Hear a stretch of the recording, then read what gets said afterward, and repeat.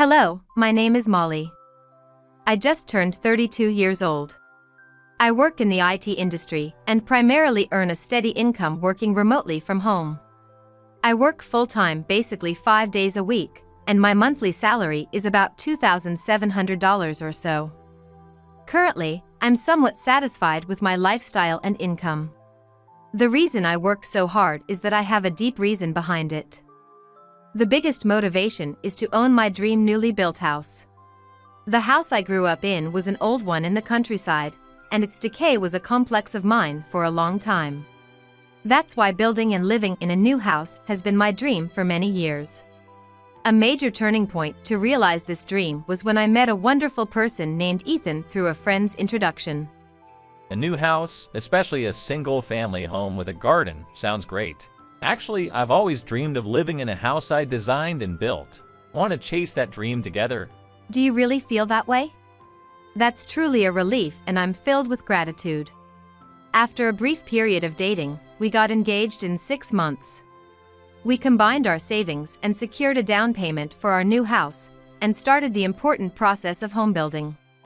From selecting the right home builder, deciding on the house design, applying for a loan, to the start and completion of construction, it was a challenging yet enjoyable year. Finally, we were able to make our dream a reality and acquired the newly built house we had long desired. The house was filled with our memories and hopes, and every day was full of happiness. However, this happiness was short-lived as a new issue arose. The problem was that our new home was built near Ethan's parents' house. As a result, Ethan's parents started visiting us frequently without notice. One day, while I was relaxing and drinking coffee during my work, the doorbell suddenly rang. When I checked the intercom, Hello, Molly. I was in the neighborhood for a bit and thought I'd stop by. A newly built house is really something. the fresh air and new house smell, it's wonderful. Surprisingly, behind Ethan's parents, there were 6 familiar children. Ranging in age from a 3-year-old toddler to a 9-year-old elementary school student. There were 4 boys and 2 girls. I was surprised that they suddenly came into our house.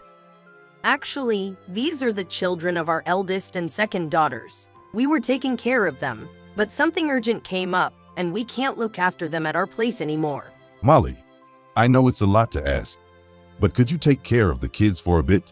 Could you handle lunch and bath time for them too? Wait, what? This is so sudden. I had unfinished work, and I had only stocked up food for myself. I was also preparing for an important meeting in the afternoon. It felt honestly challenging to suddenly take care of so many people. I quickly rescheduled my work, took a deep breath, and asked my in-laws to help procure meals and snacks. But they declined, saying, We've been running around all day and are exhausted. In the end, I had to pay for all the shopping from my pocket money. Not only that, I had to go through the hassle of cooking. After dinner, my in-laws and their grandchildren quickly left our home. When Ethan came home, I detailed the day's events and expressed my frustrations. It's unimaginable to have so many people come over without notice. I couldn't get any work done, and I'm exhausted. Calm down. It's not a big deal. It's just a minor incident. What? It's hard to stay calm. Have you considered the impact if this was a crucial period for my work? The house is a mess. But you helped my sister and parents. Isn't that what matters? Your work turned out okay, and we can clean the house together. Of course, I strongly feel that I want to support everyone as family. I believe I have a stronger desire than anyone to go all out for my family. However, I can't always be flexible. In our daily lives and work, there are things we can and cannot do. It's hard to cope with sudden requests. It would help if you could let me know a little earlier when you need support. I get it. But situations like this might happen again. Maybe we should stock up on more snacks and drinks just in case. That's not the answer I was looking for. Deep down, I wanted Ethan to understand my feelings and situation. I hoped he would speak to my in-laws on my behalf and ask them to inform us in advance next time. But that expectation fell flat, and I increasingly felt that Ethan's attitude towards me was becoming cold. 2 weeks after the unexpected visit, my in-laws knocked on our door once again, bringing all 6 grandchildren with them. Thanks for your hard work, Mommy. We'd like to drop by again today. Actually, both of our daughters have plans today, and we were wondering if you could help with the kids' bath and dinner like last time. It's a bit sudden to make such a request. As a result, I had to interrupt my plans and work again. I could feel the anger boiling inside me. I wonder if they ever consider how busy I am with work. I was so focused on moving forward with my tasks.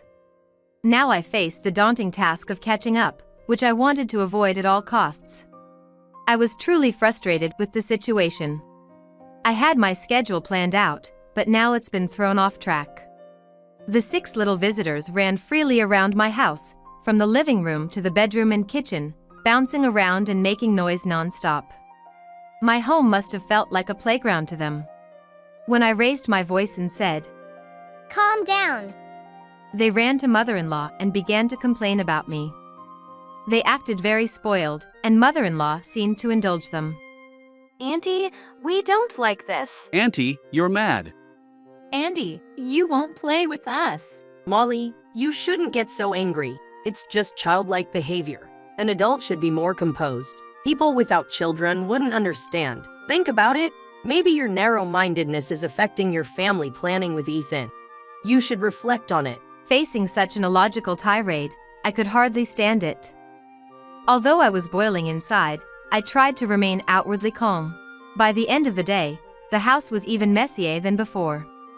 I felt like all the time and effort I had spent tidying up had gone to waste. What happened here?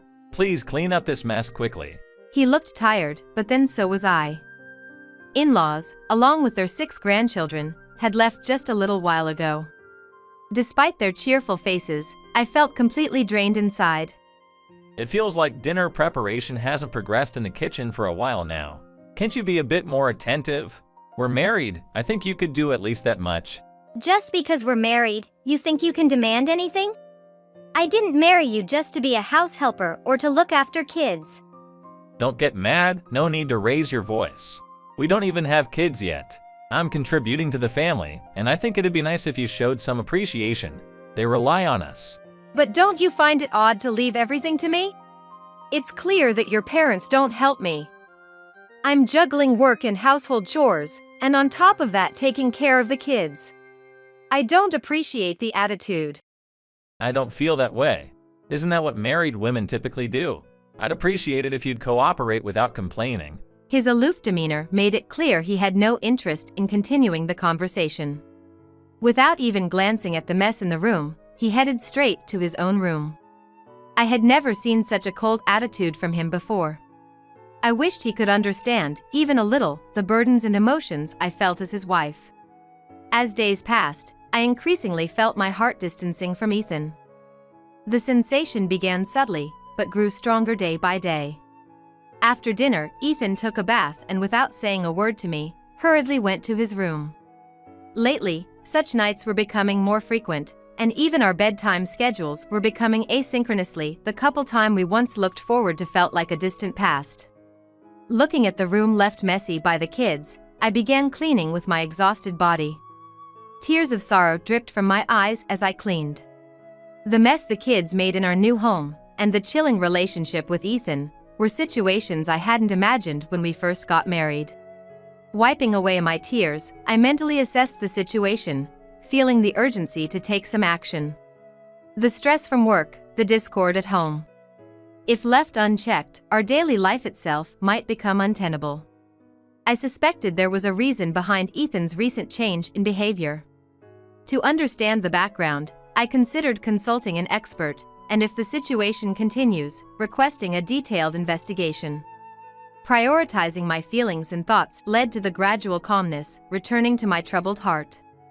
Deep down, I resolved to confront future interactions with my in-laws and grandchildren. About 3 weeks after the last visit, on a clear morning, my in-laws and cheerful grandchildren unexpectedly visited our home again. The doorbell rang, and in between, I could hear the children's gleeful voices and laughter. The front of our house was bustling, feeling like a small amusement park. Molly, you can hear me, right? It's hot. So can you prepare some tea? We're here again, Molly. The kids can't seem to stay still outside. Please get ready for dinner and a bath. Excuse me, but who are you two? Through the intercom, after I asked seriously, a brief silence ensued, followed by a surprised laugh. What was so funny? Who are we? Stop kidding around, Molly. Did you forget about us? Now, open the door. Sorry, but I can't just let people I don't know into my home. You don't know us. That's not funny. We're your in-laws? Why would you say something like that? Actually, Ethan and I had discussions many times. My decision to end our marriage was not impulsive, but deeply considered. I see no reason to continue our relationship with you. Please understand and refrain from visiting in the future. While they raised their voices outside the door, I maintained my calm and continued working. Eventually, their voices faded, and it seemed they left after about 30 minutes. The outside noise vanished. Late into the night, Ethan came home much later than usual. Judging from his demeanor, he probably had some exchanges with his family at his parents' house. He looked at me with a grim expression. Why did you do that? You knew my parents, nieces, and nephews were coming over, right? Why didn't you let them in? And talk of divorce. Are you serious about that? I am serious. I've been troubled and pondered about it for a long time. I've concluded that our lifestyles and values don't align. I can't have you or your family disrupting my daily life anymore. Then, I spread out the incriminating photos I had collected beforehand on the table. Seeing them, Ethan turned pale and looked utterly shocked. The photos clearly captured Ethan walking downtown hand in hand with a woman I didn't recognize, looking happy. Furthermore, the two were photographed heading into what looked like an upscale hotel and emerging some time later with smiles on their faces. Recently, I've been uneasy due to your late nights and strange behavior. So, I hired a private investigator. These photos are the result. Now, do you understand why I'm considering divorce? Do you get how I feel? Let's calm down for a moment, Michelle. Can we sit down and talk things over seriously? You've done this and you don't even seem to feel sorry in front of me. What kind of discussion are you expecting? I'm really sorry. It was just a temporary lapse in judgment. But that lapse deeply hurt me. Ethan's face was a mix of shock and fear. I had come prepared for this moment, bringing along a divorce document already filled out in detail. Now, sign your name here. If you refuse, I'm ready to take legal action immediately. Molly, please reconsider. But when I firmly reiterated my statement, Ethan hesitated for a moment before filling out the necessary fields on the document. Is this what will satisfy you? If you truly feel this way, I'll accept the divorce. But please, let me say one thing. What is it?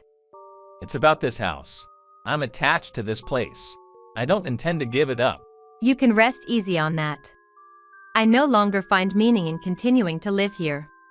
However, I expect proper compensation from you and the woman you cheated with. Keep that in mind. After conveying those words, I returned to my room and resumed the packing I had started in preparation for my departure. The next morning, I went to the city hall and proceeded with the divorce procedures. Thanks to the smooth progress of the mutual divorce, I was able to start my new life. A few weeks later, I signed a contract for an affordable apartment near downtown and began my new life. With the alimony I received from Ethan and his associates, I never faced any financial difficulties. However, one day, I received a sudden message from Ethan. There was a panicked tone in his voice, and he seemed to be asking for help. Actually, I'm currently living with my parents, and lately, we've been tight on money. Weren't you supposed to have sold your family home? I did sell it, but my savings have diminished a lot due to living expenses and several payments. Can you help out in any way? I pondered for a moment and then understood his situation. His parents were living on their pensions, and as I knew, the sale price of the family home wasn't that high. He also had to pay me alimony, which must have depleted his savings considerably. When I was working, my income also went into our joint account, but now it was just Ethan's salary. It must be difficult to cover the house mortgage, car loan, and other daily expenses with just Ethan's income. Regarding the house loan, how about adjusting the monthly repayments and paying more during the bonus season? Have you talked to the bank about this? That might be a good idea, but I'm unsure about how to convey this to the bank and how much the monthly repayment should be. You should make those decisions on your own. We're divorced now, so you need to stand on your own 2 feet without relying on me. Frustrated with Ethan's dependent attitude, I raised my voice unintentionally. Perhaps sensing the shift in my emotions, I didn't hear from Ethan after that. Amidst these quiet days, exactly 1 year after our divorce, a message with Ethan's name appeared on my smartphone. He proposed to meet at a popular cafe in the city. On the day of our meeting, I went to the cafe and looked for him amidst the crowd. The moment I spotted him, I was lost for words. Unlike the healthy Ethan I remembered, he looked considerably thinner, and there was a certain shadow over his face. Actually, I had no choice but to sell the precious house in the end. It's very hard, but it became too hard to maintain on my own. I see. But, for how much were you able to sell it? You might guess, but the selling price was lower than I expected. Probably because my nephews and nieces would come over often and leave the house in a mess. Listening to him, I imagined the state of the house after we left. The beautiful house we lived in probably lost its luster due to daily wear and tear and the kids. Under those circumstances, extensive renovations would be challenging, and getting a high selling price was tough. Additionally, after refusing to let the children visit, my relationship with my sisters deteriorated. Furthermore, my father-in-law's health has been deteriorating, and he eventually had to be placed in a care facility. So, are you now living with your mother-in-law in a new place? Actually, I found an affordable apartment in a quiet area in the city and started a new life with my mother. Considering monthly rent and living expenses, it's quite tough on just my salary. So, my mother is looking for local jobs and has started working at a small cleaning company to help out. It seems hard for her to start working in a new place in her late 60s, especially since she's always been a homemaker. From Ethan's words, I learned that my former mother-in-law found a cleaning job in the area and courageously started working. Many people would find it challenging to start something new at her age, but I deeply respect her bravery. Molly, I deeply apologize. I know it's hard to ask considering our past, but can we reconsider our relationship? I promise from the bottom of my heart, this time I'll strive to be a better husband. I'm sorry, Ethan. My life is on a new path now, and I can't think of getting back together. We've already closed that chapter of our relationship. Please don't contact me anymore. I believe this will be our last conversation, and it's for the best. Goodbye. Afterwards, I settled the bill there and then and slowly walked out of the store. Although David was looking down, he kept watching me walk away. However, he did not chase after me. Later, I received some unexpectedly good news from my family home. A major company had made an offer to buy our family's land and the old house on it. It turns out that this land is strategically located for a new large-scale factory project they are planning, making it indispensable to them. This unexpected turn of events left me both surprised and delighted. Despite our home aging and deteriorating over the years, it seems there's a potential for a lucrative sale. In the future, I plan to discuss the design of a new house in detail with my parents. Thanks to the substantial funds, we might be able to incorporate facilities and designs that we could only dream of before. Once the new house is completed, as the next step, I'm also hoping to find the ideal partner. I strongly wish to continue living each day to the fullest, keeping a positive mindset.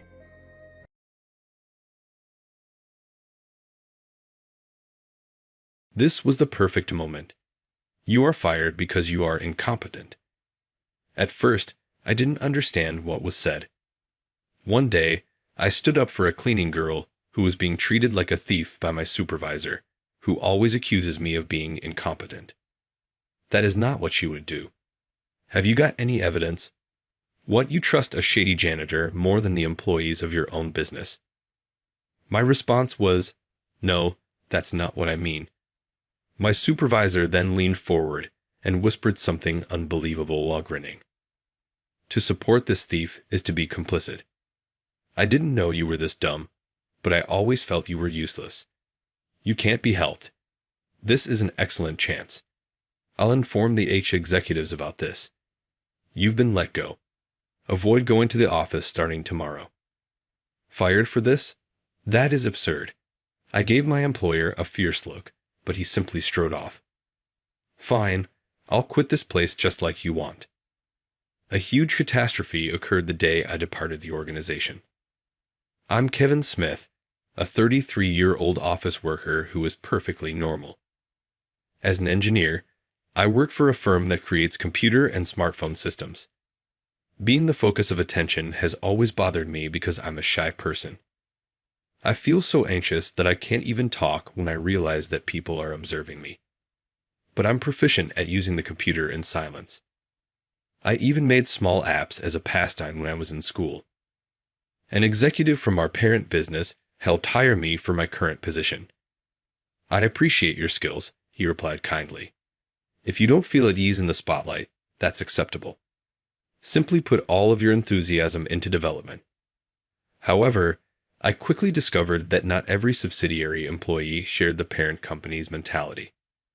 My supervisor, Johnson, gave me a loud order. Kevin, gather the information from the email we received this morning and return it to them by noon. Johnson received a request from a client for up-to-date performance and progress data with a deadline of the end of the week. The email stated that the deadline was the end of the week by this morning. You truly are a moron, don't you? When they say, by the end of the week, who takes a whole week?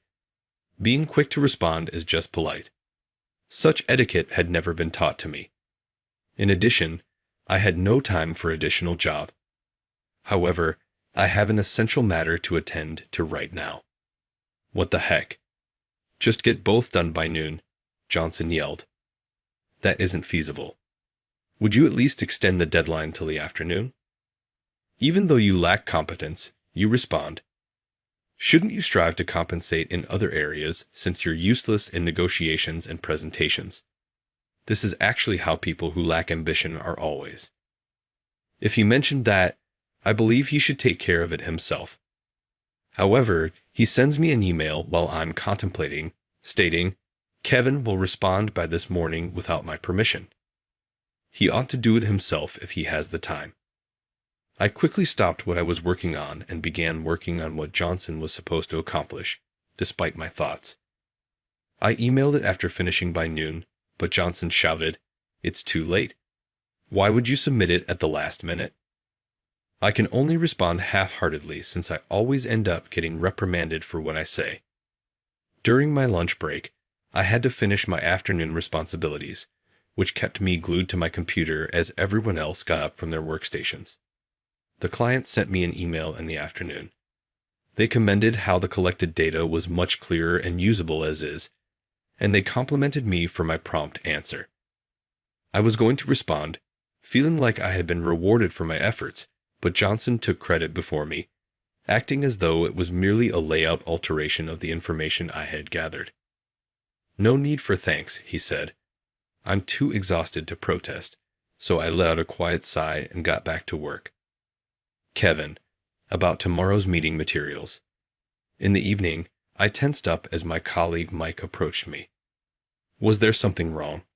I asked, but his demeanor wasn't troubled or angry. They're really easy to read.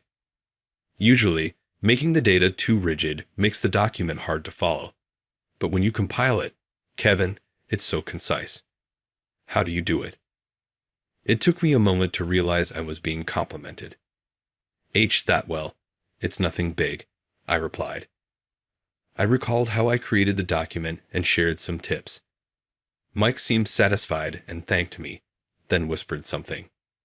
Earlier, Johnson emailed your data as if it was his own. Yeah, I know. Actually, I was on the phone with a client about something else, so I told them you made it from scratch. What did they say? Thank you for the great help.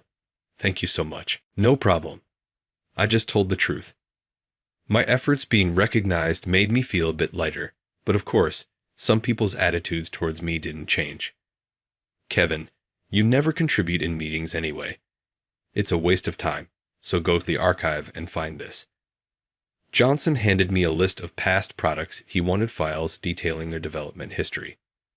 Sure, I said. I'm not great at speaking in meetings, but listening and understanding the direction is important. Also, I doubt Johnson would listen to my opinion. I obediently headed to the archive. I found the file and loaded it onto a cart. I was about to return to my seat, but the disorganized and upside-down files caught my attention. Since the meeting would take a while, I started organizing them. Then someone came in. Oh, hello. Hello, she's been the dedicated janitor of our company since last month. She seems to be around my age, but it's hard to tell. Her long hair is carelessly tied at the back of her head, and she wears thick glasses that suggest she's severely nearsighted. Additionally, her long pants and apron, part of her work attire, are noticeably stained. I was surprised by her sudden appearance since she seems underconfident. IAL agreements. She probably has access to the archive. Oh, are you working? I'm sorry. I'll get out of your way. No worries. Oh, were these files always this neat? I had just finished organizing them. Sorry, I just tittied up on my own. Perhaps it was her job if she had her own plan for it. I thought so, and I felt bad, but her eyes sparkled behind her glasses. Incredible. It was a mess when I checked earlier, but now it's still clean. Kevin, you're not just good at your job, but also meticulous at cleaning. You know my name. Of course, I've heard about your detailed work. It's not that great. Everyone just flatters me. After all, I'm called incompetent. Who says such a thing?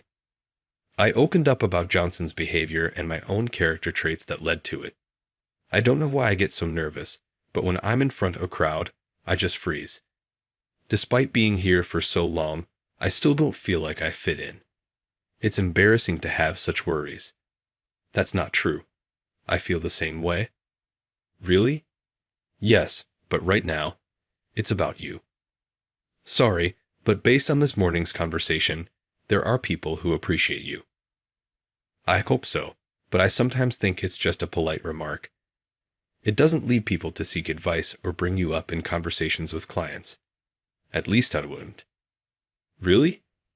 Yes, the fact that your reputation reached me is proof enough.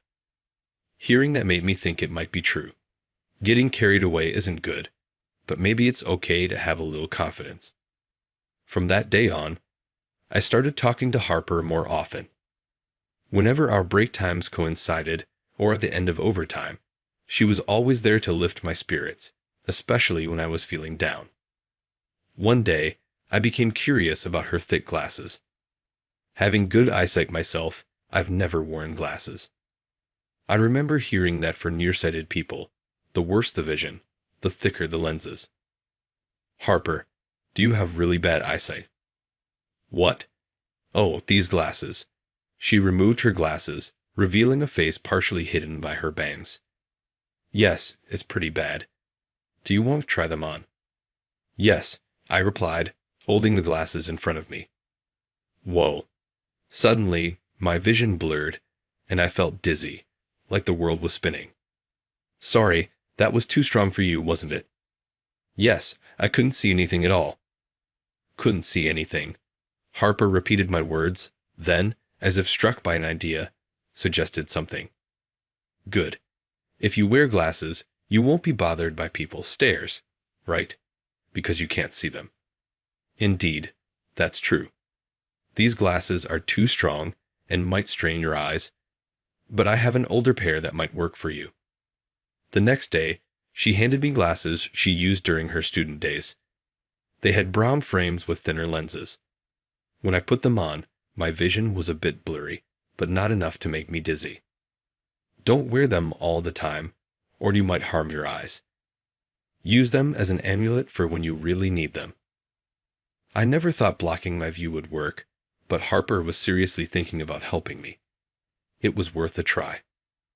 At the next meeting, I had to explain the system I was responsible for. I usually get so nervous, stuttering and losing words, feeling the painful stares of others. It always ends with me saying, "I'll email the details and documentation later," followed by Johnson mocking me for increasing my own workload. "You're so incompetent." I felt that today's presentation would probably unfold like always. Sensing the atmosphere of everyone around, I put on Harper's glasses. When I looked up, I couldn't see anything. I could sense people around, but not clearly enough to tell who was where. If I couldn't see them, it was as if they weren't there. It was just like practicing a presentation alone. The prototype we developed according to the requested concept is, I could speak. My words didn't get stuck. I was as relaxed as if I were alone, not tense at all. The only downside was not being able to see my own documents. However, I knew my materials and system well enough to explain without needing to look at notes. Plus, I couldn't see people's reactions, but right now, I was so moved by being able to explain without hesitation. I honestly didn't care about the reactions. All I wanted was to convey my work. And far, I spoke earnestly, delivering my words to someone invisible. When I finished explaining, I didn't expect to be met with applause. "Kevin, what happened, man? You nailed that presentation. You didn't stutter, and more importantly, it was so clear." Of course, it's Kevin's work. His documentation is always precise. It's unbeatable when he explains it himself. My colleagues were full of praise. I felt the effect of the glasses. Just not being able to see changed my perspective so much. I was surprised, yet filled with a sense of accomplishment. I thought about thanking Harper later. I eagerly looked for her and found her cleaning the floor by the supply shelves. "Harper. Kevin, what's the matter? Why are you in such a hurry? You were right. Just not knowing I'm being watched made it go so well. Thank you so much. I just gave advice. The real credit goes to your own abilities. Kevin, if you hadn't noticed, I wouldn't have changed. Please let me thank you properly. It's not that big of a deal, but since you insist, maybe I'll take you up on that offer." While I was organizing the supplies I've been tasked with, Harper was cleaning around the supply shelves. Normally, I would be sighing through the work, but talking with her made the time fly by. I didn't notice, but at this time, someone was watching us from afar. The next day, when I arrived at the office, I headed towards the center of a crowd that had formed. It was noisy and had an odd atmosphere. What could have happened? Maybe a cat wandered in. Thinking lightheartedly, I was shocked when I saw the center of the commotion. Confess already. We have proof. It wasn't me. There was Harper being confronted by Johnson. Harper. Kevin. Her usual friendly smile was gone, replaced by a look of fear. In this situation, what in the world was going on? She's an industrial spy. She's been stealing company information and passing it to competitors. We found evidence of her dealings. Interlocker Johnson showed me documents with confidential data. These were in Harper's locker. It must be a mistake or a setup. She's not that kind of person, I exclaimed. If Harper was a spy, she wouldn't have had time to be concerned with me. Besides, I couldn't believe someone who had been so supportive could do such a thing. So the incompetent defends the janitor. A beautiful display of the weak helping each other. Johnson looked at me with narrow eyes. Come to think of it, you two have been quite close lately, haven't you? That's because she was helping me with something. Helping with illegal dealings? What are you talking about? I see. You're an industrial spy too, directing her to leak information. His absurd accusation left me speechless. The fact is, this janitor had our internal documents hidden. If you defend her, you're complicit. That's ridiculous. Please investigate properly. What investigation? The evidence is right here. Evidence? Isn't that too presumptuous? What? Are you doubting me? You're choosing to believe some dirty janitor over your own company's people. That's strange, isn't it? You must be her ally. No matter what I said, he was intent on framing Harper. Regardless of what's said, she's innocent. I believe in her. Oh, really? If you're that adamant, you're complicit too. Even someone as incompetent as you can understand that, right? Johnson sneered as he moved closer to me. Kevin, it's okay if I quit. That would be enough. Harper looked at me with frightened eyes. Is this okay? No, this is wrong. I won't change my mind. Then Johnson said triumphantly, I'll report this to the higher-ups. Kevin, you're fired. Anyone who defends a spy like this is an enemy of the company. I took care of you, and this is how you repay me? You were incompetent till the end. I wanted to say I never felt taken care of by him, but it didn't matter anymore. Being fired didn't shock me. I nodded and began to clear my desk. Kevin, are you okay with this? Harper was puzzled by my reaction. I nodded without hesitation. I'm sorry. Because of me, you're involved too. Kevin, on the contrary, I'm thankful for this opportunity. I was already feeling at my limit working under Johnson. It's quite a relief now. But I'm not an industrial spy. It's okay. I know you didn't do it. Even if they investigate, if they don't find your fingerprints on the evidence, it won't stand up as solid proof. She smiled, a face that looked like she might cry, worrying about me. You're too kind. Huh. Harper whispered to me about the thank you mentioned yesterday. Can I ask for it now? She looked up at me, smiling. As long as there was no conclusive evidence of us being industrial spies, I had the right to use my accrued vacation days.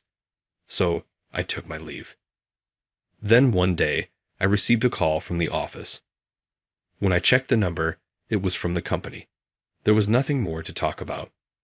If any procedures were necessary, they could wait until my final day of leave, so I decided to ignore it. A few days later, I went to the office for the resignation process and found it more hectic than ever. What happened? I asked one of the employees, even though it was no longer my concern. He looked confused. A lot of things. Do you know where the document you worked on is? Connor stored my documents. Johnson said they were all disposed of, calling them unreliable spy material. I see. Are you okay? I noticed faint dark circles under his eyes. Looking around, other employees seemed the same. Kevin, glad you're here. Employees gathered around me as they noticed my presence. I was confused, but someone explained the situation. I used to handle a lot of document creation because I couldn't present or attend meetings from systems I developed to team projects.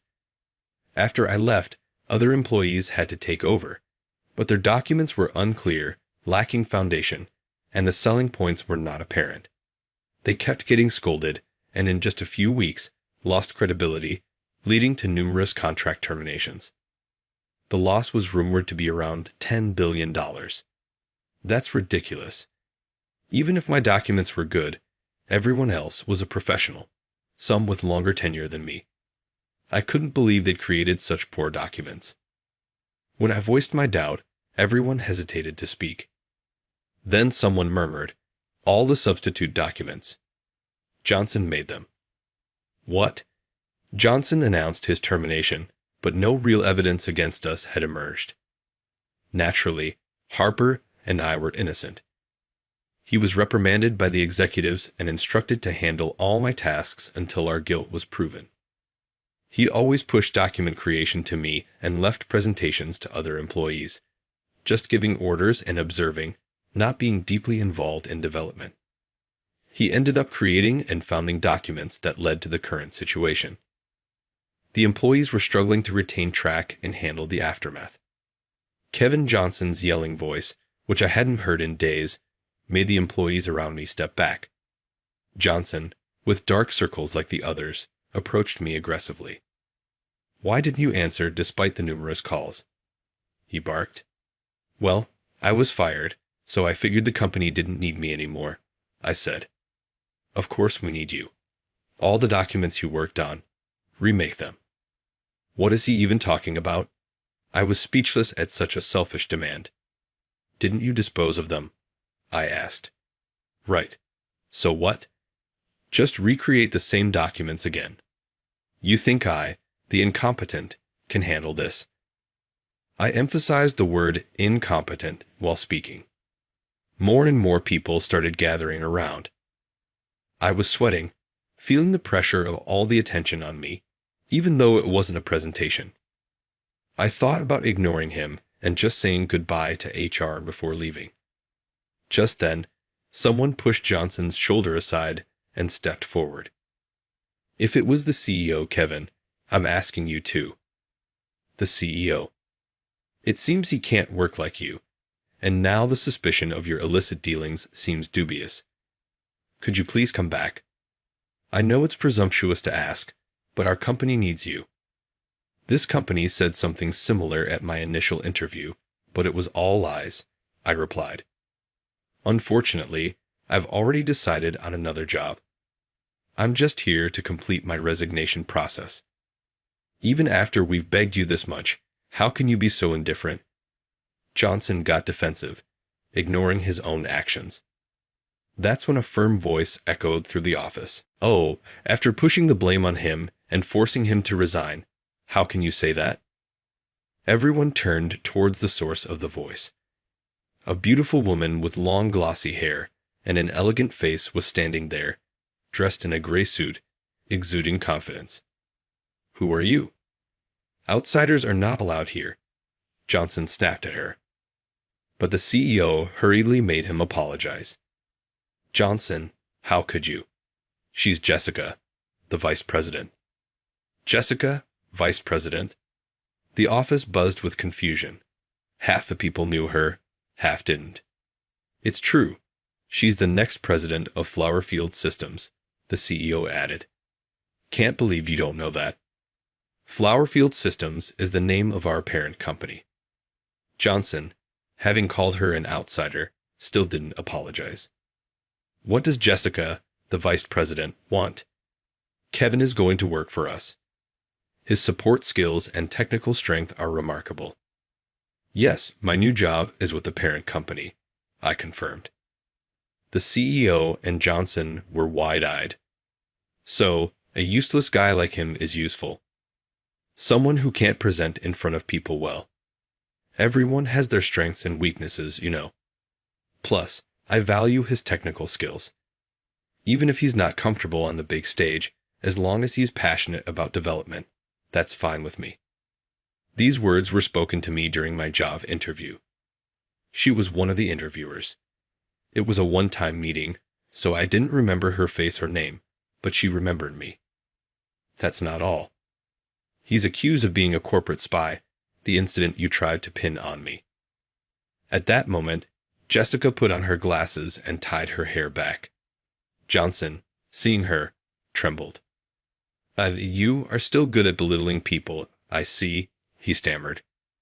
Jessica looked just like Harper. Indeed, Harper's true identity was the vice president of the parent company. Her real name is Jessica. She had used the pseudonym Harper for a reason. From her student days, she was top of her class and seamlessly transitioned into a business leader role as she became the vice president and a future president candidate at Flowerfield Systems. She only focused on how to grow the company. Often, her own opinions, which were based on extensive experience, overshadowed listening to her employees. She didn't trust her staff and often interfered with everything, occasionally yelling when things didn't go her way. This behavior led her to become isolated. When she finally realized her situation, no one would listen to her or follow her directions. She wasn't sure what to believe anymore.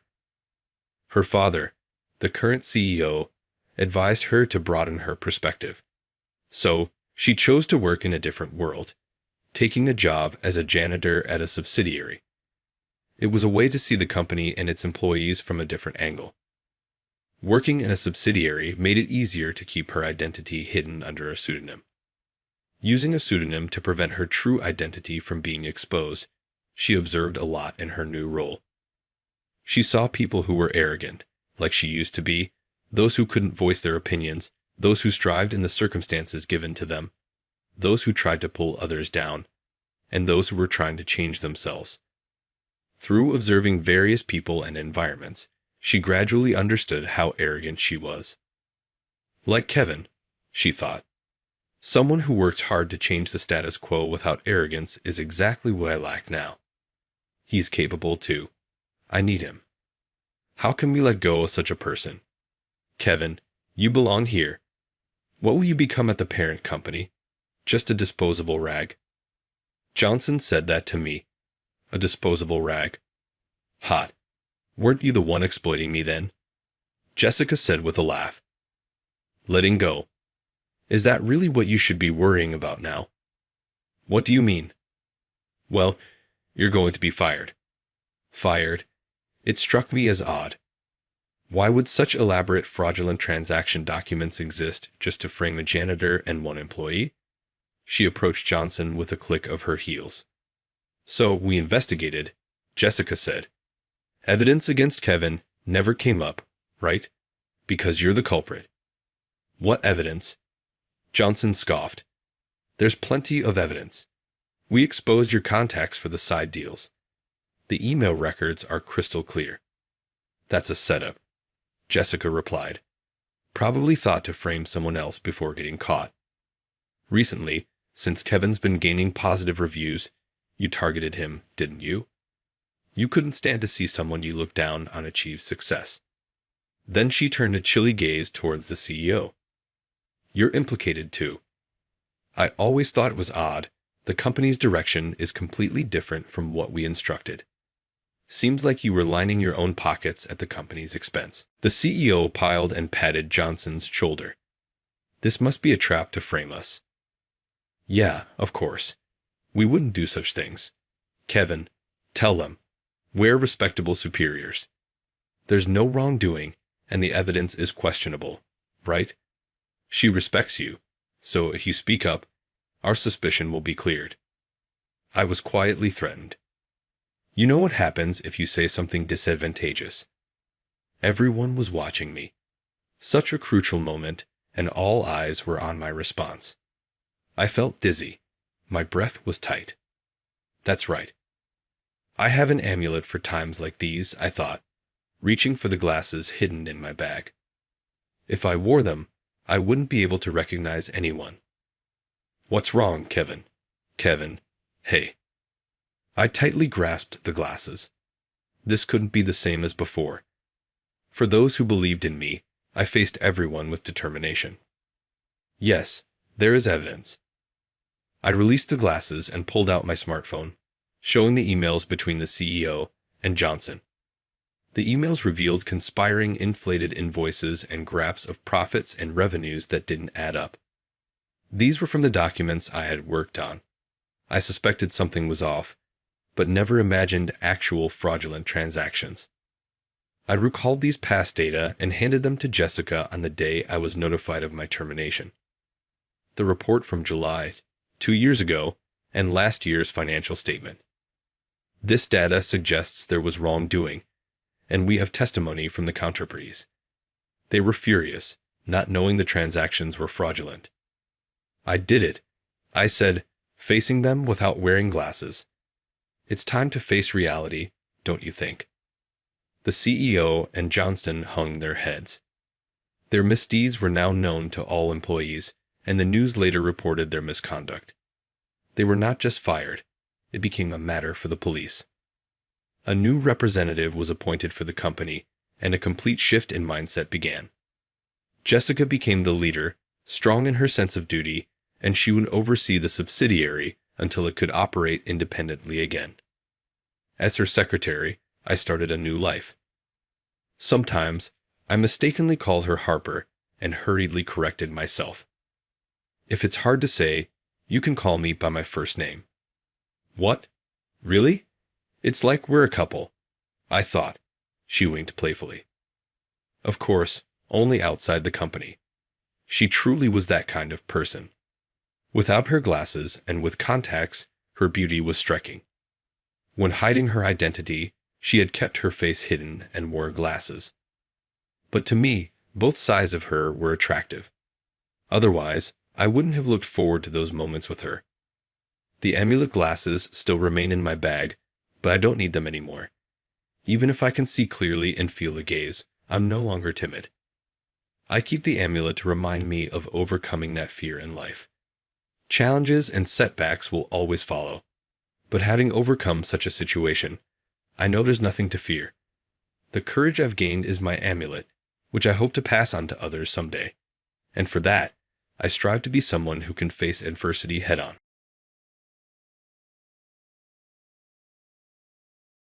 You, of all people, dare to criticize me. The incoming president of the company. You're too young for that by 100 years. A drink was thrown over my head after those words. I was completely taken aback. I never imagined that I would be doused with beer. What followed, however, was blazing rage. I will never forgive this. I took out my phone and made a call to a specific individual. Everything started then. I'm 35 years old, and my name is Marty. At the moment, I work and reside in Germany. Germany has become my second home, even though I was born and raised in the United States. Speaking other languages fluently would be amazing. I chose to pursue a degree at an institution that specializes in linguistics because I have been captivated by foreign languages since middle school. I used a language exchange app, which was popular at the time, as a means of communication and as a learning tool. I found myself becoming really engrossed in the app, and it was unexpectedly entertaining. "Hello," said Anna, a German resident, to me. Later on, she would marry me. "Hi, nice to meet you." I was instantly drawn to Anna, who was my age and an English student. I questioned whether I was talking to a living doll because she was so stunning. As we conversed, we discovered many things in common and shared similar ideals. "Anna, I love our conversations so much. I would love to talk more." "Really? That brings me such joy. I have the same sentiments." Another important bond between us was that we were both huge MLB fans. We improved our mutual understanding by supporting one another's language learning and occasionally conversing in English. Anna eventually came to America, and I had the opportunity to give her a tour. She was so adorable the first time I saw her in person that I was unable to look at her for the first 5 minutes. Since we didn't have a favorite team, we explored Boston's Fenway Park. However, Anna laughed a lot and had a wide range of interests. "Marty, I've had such a great time at the baseball field. I'm overjoyed. I can't wait to come back. Do it, please. This time, we can go to all locations we missed. I will most certainly return. And the next time, Marty, you must visit Germany. I'll give you a tour. It's a lot of fun." I went to Germany after accepting her offer, and Anna gave me an amazing tour. I became more attracted to her with every encounter. The fact is, Anna, I like you. Would you be my girlfriend? After a moment of surprise, Anna nodded and grinned. "Obviously. I also like you, Marty." We continued to communicate over great distances, and I made the decision to relocate to Germany in order to be with her after I graduated from college. I've been residing in Germany and working at the Bayern Brewery ever since. I married Anna. Together with our daughter Johanna, we now lead a happy life. Okay, let's get started. I sat down at my desk as usual, checked my emails, and started working on the chores for the day. The phone rang at that moment. The chairman's office was the source of the call. The chairman's secretary picked up the receiver and told me that Mr. Dan wanted to see me right now. I rushed to the chairman's office because I felt something was bad. When I entered, Michael Dan, the chairman of Bayern Brewery, was looking at me with a grave expression. "Thank you for coming, Marty. I need to discuss a serious issue. It's about the New York branch in America. Their sales have been plummeting, even during the summer, which is usually the peak season." Compared to last year, the numbers are shockingly low. Mr. Dan furrowed his brow, his expression heavy. I could feel the weight of the situation. Even in summer, that's very concerning. Exactly. As you know, America is a critical market for Bayern Brewery, but with these sales figures, we may have to consider pulling out of the region entirely. I gasped for a moment at his words.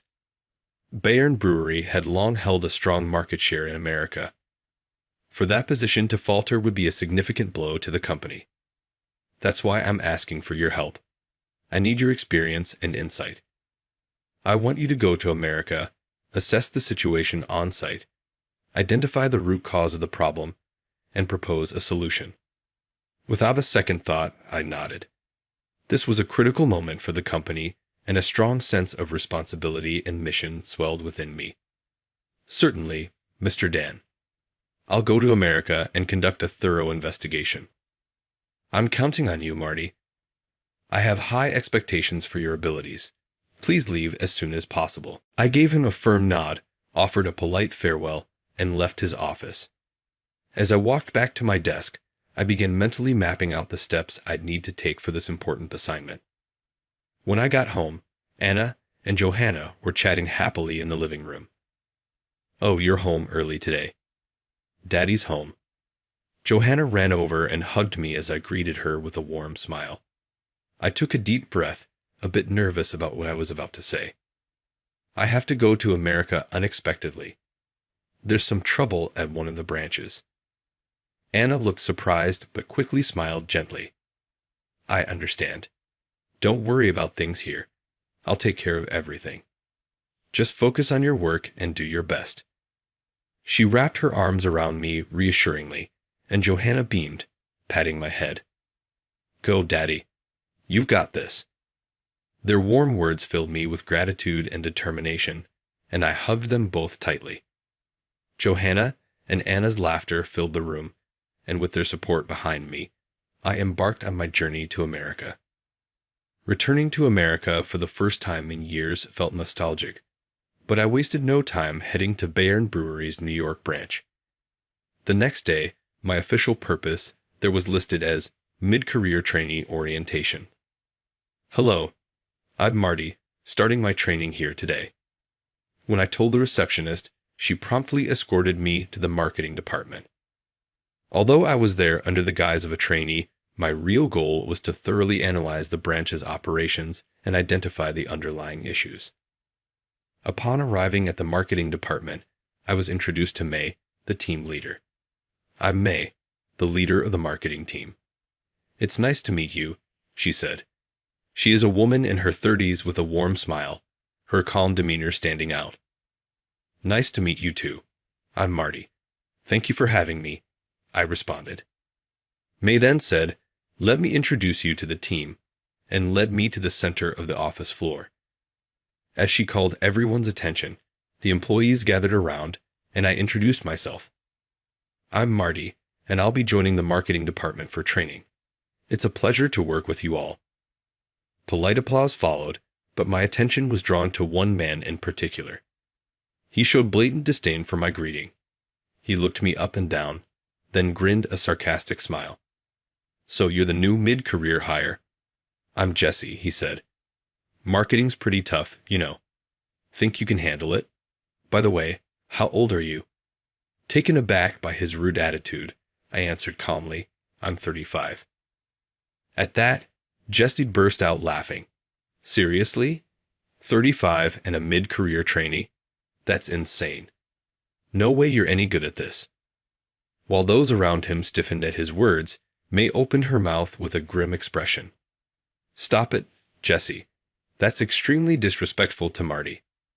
But instead of backing down, Jesse clicked his tongue and glared at her.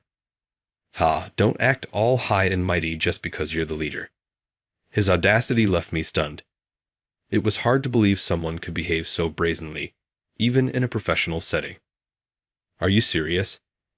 I muttered to myself as I watched the situation unfold. Well, it's pretty much confirmed that a 35-year-old newbie is useless. Watch how I do things and learn from me. I joined as a new grad, and I'm really good at this. Jess's tone was dripping with arrogance and self-importance. Even at first glance, it was obvious he was overconfident and convinced of his own superiority. He made no effort to hide his condescending attitude toward me. Deciding to stay calm, I chose not to let my emotions show and responded with composure. "Thank you. I'll be sure to use you as a role model." I smiled politely. Jesse, clearly satisfied with himself, nodded smugly before returning to his work. As I watched him walk away, I began to reflect. Was Jesse a central figure in the marketing department of this branch? If so, his behavior might be a significant factor negatively impacting the company's operations. This might be a more serious problem than I initially thought. I murmured internally, resolving to keep a close eye on him.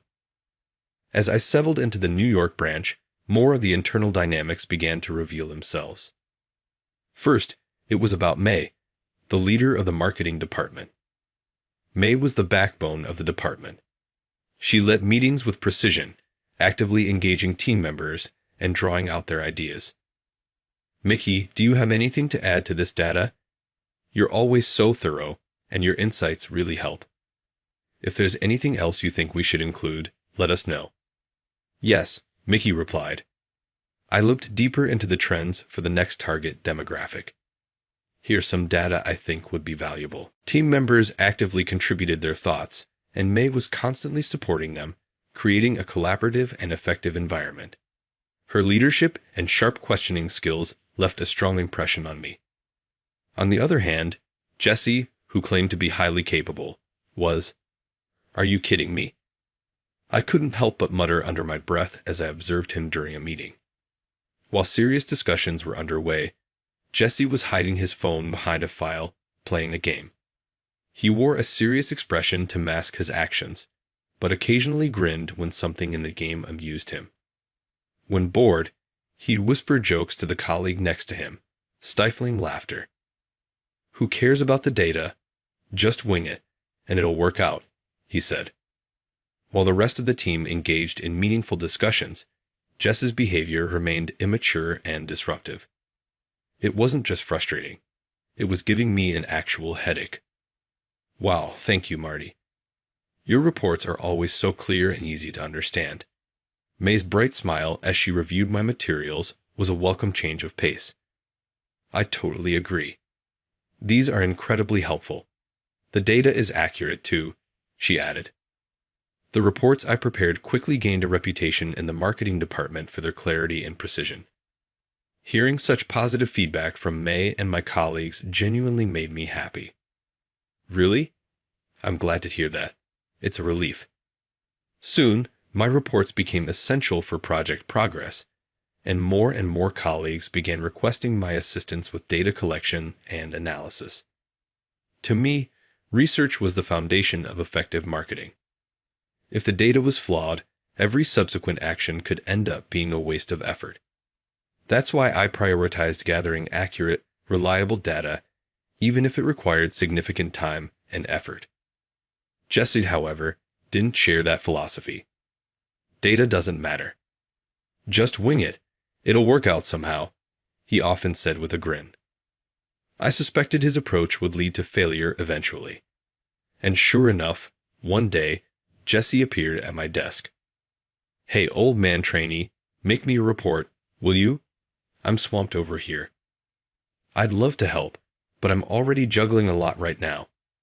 If you can give me a bit of time to wrap up my current tasks, I can assist. When's the deadline for this report?" I thought my response struck a balance, but Jesse's face darkened with annoyance, and he raised his voice. "Come on, just get it done already." I said I'm in a rush, didn't I? "Jesse, don't be unreasonable. Marty has his own work to do," May said. But Jesse ignored me completely and shouted, "Just do it already." He slammed a USB onto my desk without a second thought. I couldn't help but let out a sigh, but May, looking genuinely apologetic, approached me.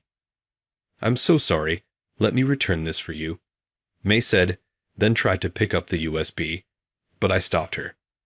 "It's fine." I'll try to adjust my workload and see if I can make time to handle it, I told her, lowering my eyebrows. I added, if I do it myself, I can guarantee it will be done properly.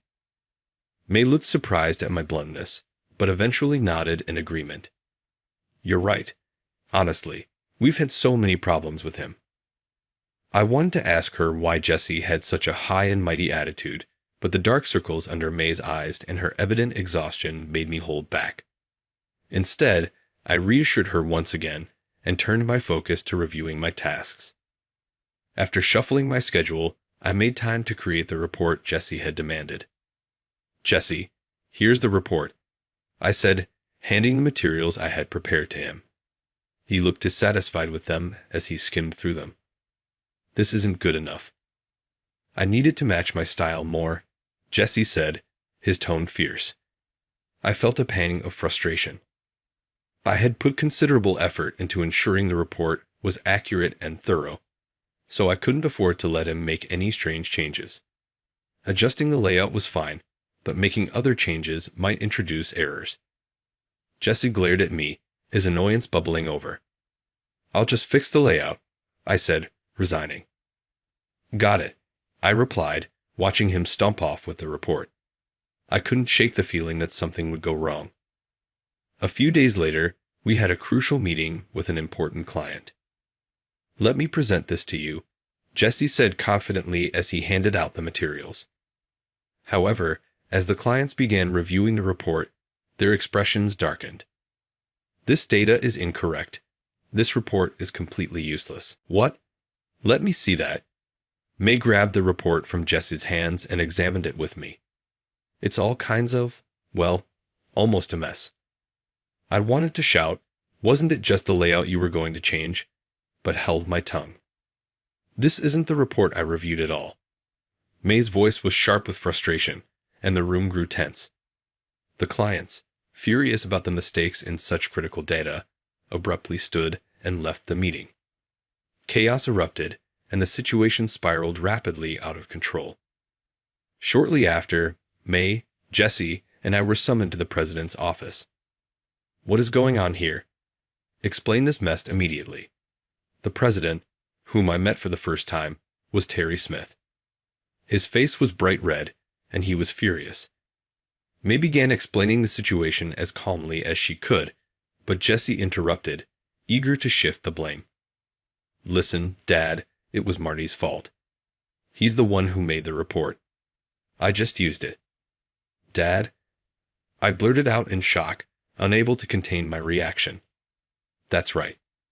My dad is Terry Smith, the president of the New York branch, Jessie declared, puffing out his chest. His already inflated ego swelled 100-fold. While I knew the branch president's name was Terry Smith, I never imagined they were father and son. It was such a common last name, after all. With all due respect, Mr. Smith, the materials I prepared were accurate when I completed them. Perhaps your son made some changes. What? No way, Mr. Smith observed the exchange with a cold, detached expression. Do you have a problem with my son? At that moment, I realized there was no saving this situation. The catastrophic decline in sales at the New York branch suddenly made perfect sense. Jessie, now emboldened by his father's support, sneered at me. See? Even my dad says so. You better start doing your job properly. I could only stare at Jessie, incredulous. Mr. Smith began defending his son more fervently. My Jessie is an elite employee. Couldn't you have covered for a small mistake like this? The two of them, father and son, exuded unprofessionalism and arrogance, reinforcing the dysfunction that plagued the branch. Before Mr. Smith could continue, May interrupted sharply, her voice trembling with frustration. I can't stay silent any longer. Time and again, you've ignored our well-prepared proposals and instead put your faith in Jessie's half-baked ideas. Mr. Smith looked stunned, and Jessie was momentarily speechless. May pressed on. And look where it's gotten us. Sales have plummeted. We've worked tirelessly to find solutions, only for you to dismiss them. Instead, You've enabled Jesse to boss everyone around, hiding behind the excuse that he's the president's son. Enough is enough. Her voice echoed through the room, trembling with anger and exhaustion. I just want to do my job, but I can't keep cleaning up your son's messes. I've reached my limit. I quit. Seeing May start to cry, I placed a reassuring hand on her shoulder. She must have really been at her limit, crying so hard that her body was shaking. It's okay, May. Everyone here knows how hard you've worked. We've all seen it and appreciate it. She wiped her tears and nodded slightly, but her sorrow was still evident. Taking a deep breath, I turned to face Mr. Smith and Jesse. Mr. Smith, it's time to address the real issue here. Jesse's behavior is not only unprofessional, but outright destructive to this branch and its employees. If this continues, it won't just be this branch. It could jeopardize the entire company. Mr. Smith's face turned red with anger as he snapped back. Are you saying my son is incompetent? Jesse is the heir to this branch. He's going to succeed me. How dare you question that? Jesse, riding the wave of his father's indignation, smirked and added, You, of all people, criticizing the next president? You're 100 years too early. With a flourish, Jesse grabbed a promotional beer can from the table, popped it open, and dumped its contents over my head. Without hesitation, the cold beer trickled down my hair and face as May let out a horrified gasp. How's that? This is how I handle things. Jesse laughed loudly, revving in his childish display. I stood silently, making no move to wipe the beer away, my gaze locked coldly on Jesse and Mr. Smith. Take responsibility for your words, I uttered in a low voice. My words echoed, and the air in the room became even more tense. May rushed out of the room. She soon returned, and in her hand was a towel she had brought from somewhere. Marty, are you all right? That would be a shock to see something like this in front of her. There were tears in her eyes.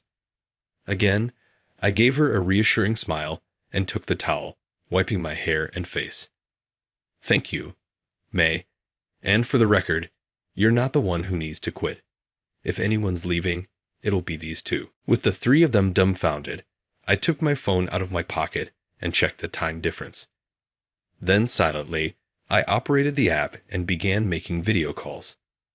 Mr. Smith sneered, watching me make the call. What are you trying to do? Call for help? It's pointless. Jesse laughed along, mimicking his father's disdain. Only useless people quit. We're not going anywhere. You think the next president of this branch is going down here? Not a chance. The two of them continued in their arrogance, completely oblivious to the gravity of the situation. May, however, wasn't hiding her exhaustion anymore. She looked completely worn out. I glanced briefly at them, then focused on the phone as the call connected. The face of Mr. Dan, the chairman of the company in Germany, appeared on the screen. Realizing I was still damp from the beer, I straightened my posture to maintain some professionalism. Mr. Dan, I apologize for disturbing you at this late hour. However, I need to report a serious issue here at the New York branch. Instantly, Mr. Smith and Jesse's laughter stopped. I adjusted the camera so that everyone in the room was visible on the call. As soon as Mr. Smith and Jesse recognized Mr. Dan on the screen, their expressions changed to ones of panic. A serious issue. Please explain, Mr. Dan urged. I succinctly outlined the events, from Jesse's unprofessional behavior to Mr. Smith's blatant favoritism, and detailed how these actions were contributing to the branch's poor performance. This is deeply troubling, Mr. Smith. I'll need an explanation from you. His horrifyingly cold gaze shot through Mr. Smith and also through Jesse next to him. Mr. Smith's face went pale as he stammered. Well, you see, my son is still young, and everyone makes mistakes. Jesse tried to interject, but I continued firmly. Mr. Dan, I must recommend that we proceed with shutting down the New York branch. I calmly spoke to Mr. Dan.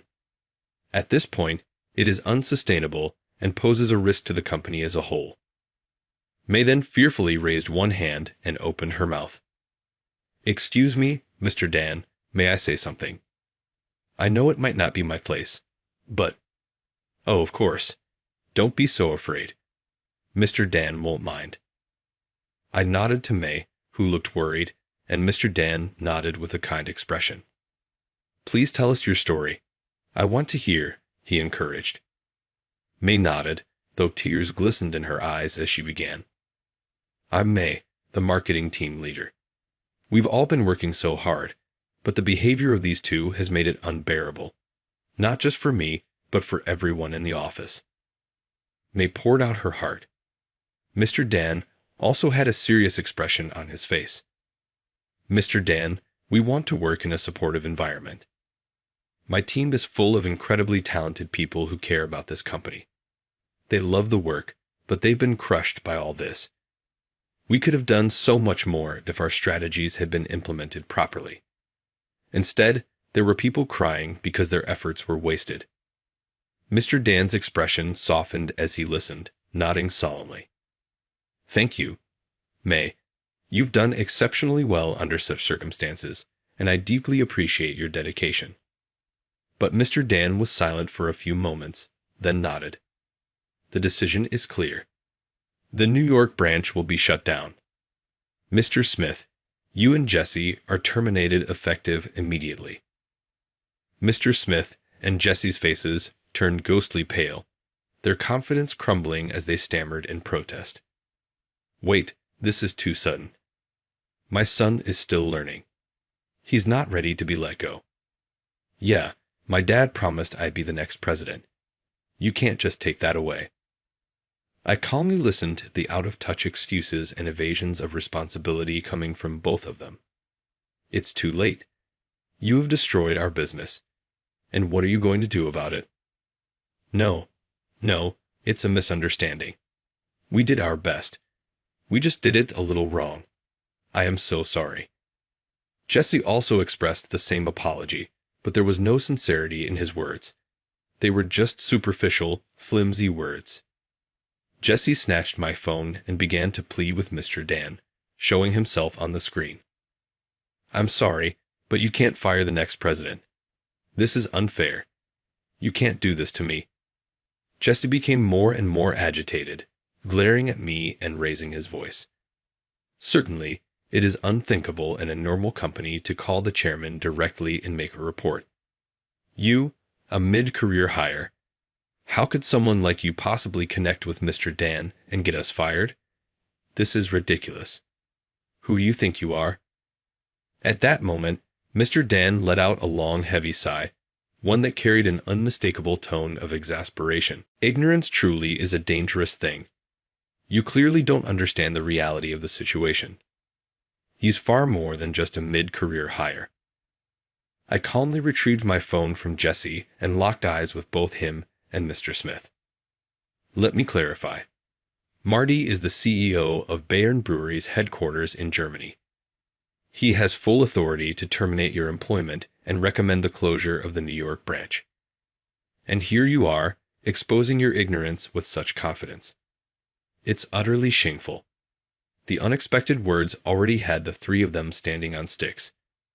My eyes are wide open, and she is holding her mouth. Is this real?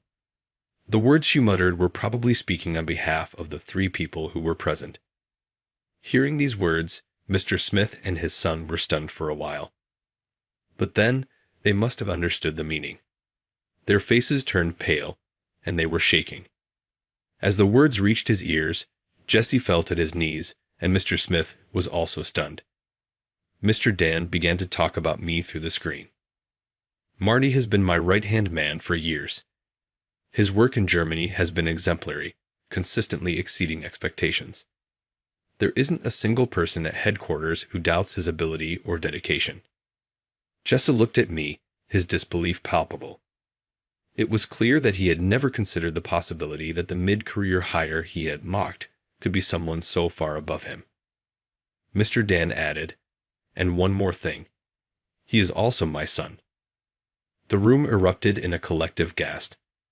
Jesse and Mr. Smith were rendered speechless, and May's mouth fell open in disbelief. Everyone's reaction was as if they didn't understand the reality of the situation. Your son. That's correct. Marty is my son-in-law. He fell in love with my daughter, moved to Germany, and built his career from the ground up. I've never coddled him, especially in business. His accomplishments are the result of his own talent, determination, and hard work. I was so touched by Mr. Dan's words, or rather, my father-in-law's words, that I was filled with gratitude. My father-in-law was indeed strict, but I knew properly that he was thinking of me, and he is a truly loving person. I'm not usually one to show my emotions, but the back of my nose was aching. And you, Mr. Smith, you've spoiled your son and failed to teach him the responsibilities of leadership. If you wanted him to succeed, you should have demanded accountability and results instead of shielding him from the consequences of his actions. Mr. Smith's face turned red, and he tried to argue, but he was overwhelmed by Mr. Dan's sharp eyes and closed his mouth. Marty, you've done an exceptional job. Your efforts have not only upheld the values of this company, but have also brought immense pride to our family. You are an irreplaceable asset to both. A genuine smile spread across my face. Then, with gratitude, I said a few words over the phone. Thank you, Dad. My father-in-law also smiled and nodded. I'll be waiting for you in Germany. I love you, son. I hung up the phone, sincerely satisfied. Thus, I left the president's office quietly with May, leaving Mr. Smith and Jesse sitting there. Soon after that, Mr. Smith and Jesse were fired. It was a natural result after all they had done. When the decision was made to withdraw from the New York branch and the president's office was being cleaned out, May and several employees entered the president's office with great energy. Wait, please give us another chance. Her eyes were serious, and the employees around her looked determined. What do you mean? We'll rebuild this branch. Give us 2 years. Just 2 years, and I promise we'll turn things around. I was surprised, but at the same time struck by the strength of her will. Rather than abandoning the New York branch, they would rebuild it. These people can do it. That's what I thought. After deciding to give the New York branch a chance at recovery, I immediately called my father-in-law to discuss the matter. Having already recommended the branch's closure and knowing Mr. Dan's firm stance, I was nervous about bringing it up. All right, let's give it a shot, he said unexpectedly, his tone calm and decisive. First, submit a thorough plan. The employees who endured such tyranny are bound to unleash their potential now that those two are gone. There was a trace of amusement in his voice, which made me smile a little. After ending the call, I turned to May and her team. All right, you've got 2 years. Submit a detailed recovery plan first and stay in close communication with me throughout. Let's make this work. Yes, absolutely. Thank you so much. After that, May and I worked hard together to rebuild the New York branch. We had online meetings in Germany and New York and actively held meetings. We revamped the marketing approach, strengthened team dynamics, and crafted meticulous plans for growth. I frequently traveled to New York to provide on-the-ground support while May demonstrated incredible leadership, rallying her team with unmatched determination. We did it. We actually did it. 2 years later, the New York branch achieved a remarkable turnaround, returning to profitability. May and I were pleased with the results together, and the branch office was successfully rebuilt. I'm really glad I believed in you guys. Thank you for believing in us too. At that time, everyone in the room was crying, including me, of course. Thus, the German headquarters and the New York branch formed an even stronger bond, and they are now moving forward together into the future. When I reported to my father-in-law that the branch, which had been in such a depressed state, had successfully turned profitable, he was very pleased. Oh, I see. That's really good to hear. The New York branch is back on its feet thanks to May and the rest of the team. My father-in-law smiled and took a sip of his beer. Don't sell yourself short. The results came because you believed in them. That's what makes you my son. Business, like life, is built on trust. Raising my beer, I nodded, filled with gratitude. We couldn't have succeeded without your support, Dad. Thank you. I firmly expressed my gratitude with all the strength I had in my handshake. He used his other hand to gently pat my head. We're family. We support each other no matter what, isn't that right? And always will be, he said with a playful wink. I nodded deeply and was grateful to have met someone I could respect as a father and a human being. With Anna, Johanna, and my father-in-law, I knew that no matter what challenges lay ahead, we'd face them together as a family. Absolutely. We raised our glasses again, toasting to an even brighter future ahead.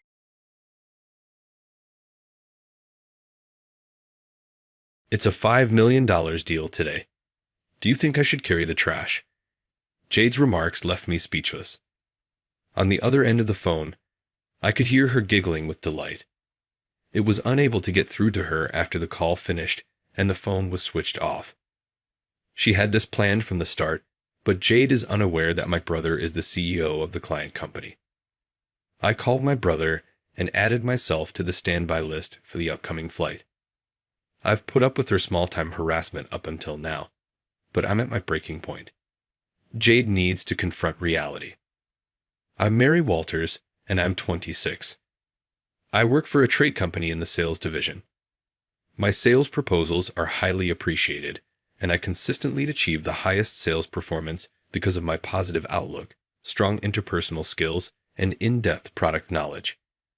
Even within the organization, I've received recognition and am frequently referred to as the ace of the sales department. Naturally, though, things weren't always easy from the start. I made a lot of blunders when I first started working for the company straight after high school. Insufficient product expertise occasionally resulted in unhappy clients and unsuccessful negotiations. In retrospect, I used to detest studying and tried to land contracts by using only tactful conversation. I didn't want to continue my education after high school, so I immediately entered the workforce. I was often compared to my intelligent brother when I was a kid.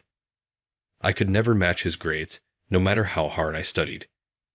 I thought my folks were subtly evaluating my performance whenever they gave him praise. I studied every day, had tutors, and even went to cram school, so I had no time for play.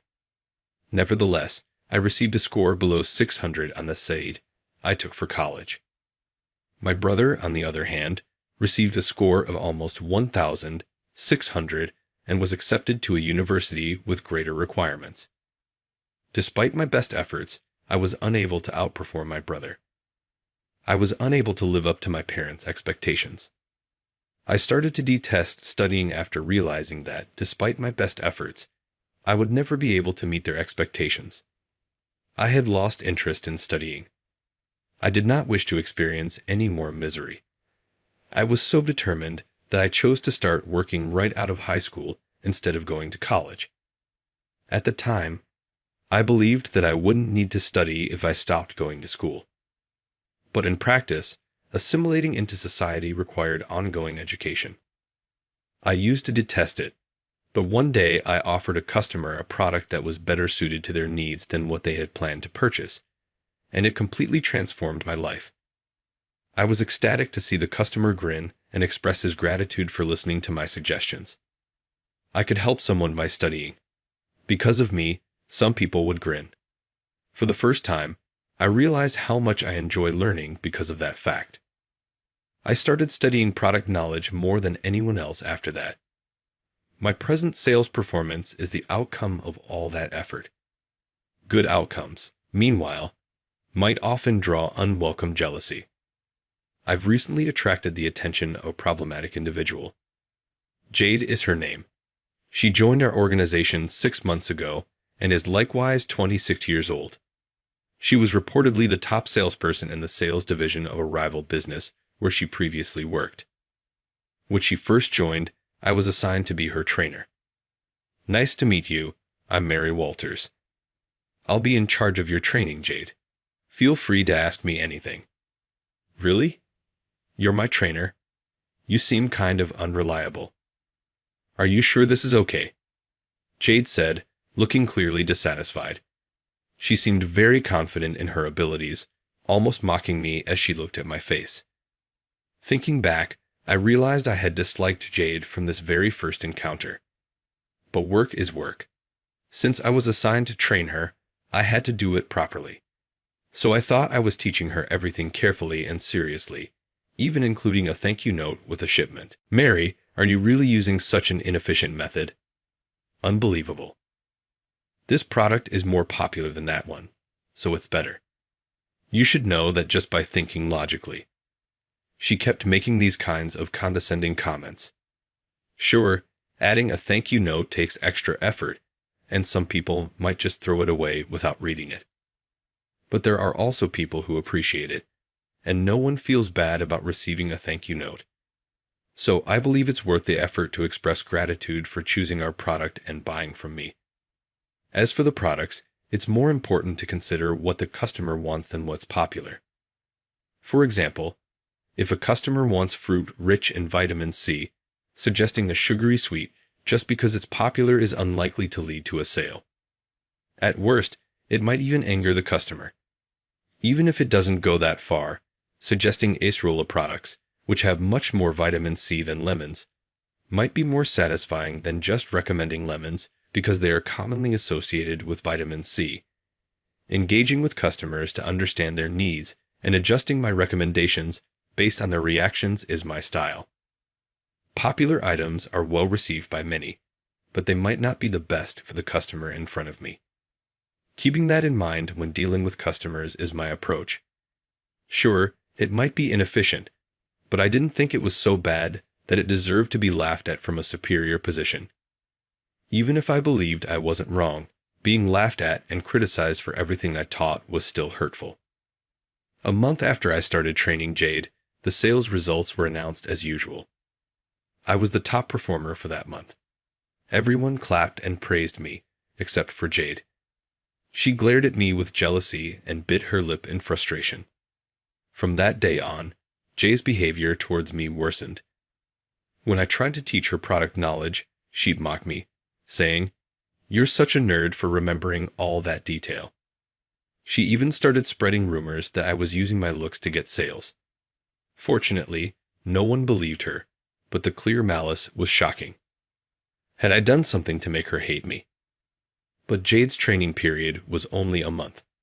After that, she would be on her own and wouldn't bother me anymore. At least, that's what I thought. But I soon realized I was wrong. Her harassment didn't stop after the training period. At first, it was minor things. My pen would disappear, or the sticky notes on my computer monitor would be gone. I thought I had just misplaced them, or they had blown away. But when I saw that all my schedules on the company's Char app had been deleted, I knew it wasn't just my imagination. Other things happened too. Documents I saved in the shared folder disappeared, faxes and mail addressed to me ended up in the shredder bin before I could read them, and calls with customers were abruptly cut off. I had been clueless about who was responsible all along, but when the phone hung up, the culprit was finally revealed. It was Jade. It was by chance that I found out when the call with the customer suddenly got cut off. I panicked and looked around frantically. There was Jade with a smug grin on her face, holding the unplugged phone cord. Of course, something like this would interfere with work. If a call gets abruptly cut off, it would also inconvenience the customer. I asked Jade to stop harassing me, but she didn't listen at all. Huh. Do you have any proof?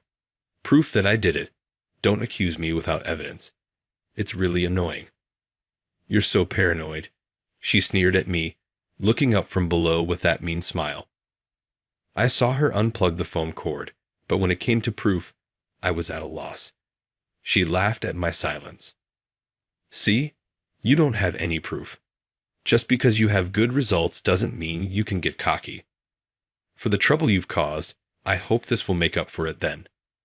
Jade reached into my bag, which was beside my desk. I was so shocked that I just stared in disbelief. She pulled out my wallet, took 5 $20 bills from it, and tossed the wallet back to me. Thanks for the bonus. If you keep this up, you can accuse me all you want. Laughing loudly, Jade walked away, leaving me stunned. I thought this harassment was too much, so I consulted my boss. But without proof, my boss said it was hard to take action. Even if there was proof, if there's no malicious intent, it would be considered just a mistake, so he couldn't reprimand her too harshly. Still, my boss did caution Jade, though it seemed it wasn't very strict. As a result, Jade resented me even more. From then on, she harassed me almost daily.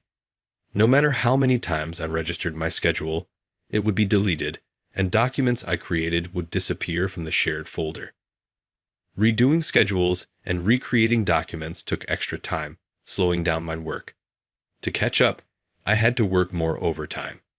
Since Jade started, my overtime hours had more than doubled. To avoid issues with phone calls, I told customers to email for non-urgent matters and to call me for urgent or important issues, citing problems with the office phone line. It was inconvenient for customers used to calling the office line, but it was better than having calls cut off mid-conversation. For mail and faxes that ended up in the shredder bin, I had to check the bin several times a day. It was a waste of time, but losing a customer's trust by not receiving something they sent would take far more time to fix. Building trust is hard, but losing it takes just a moment.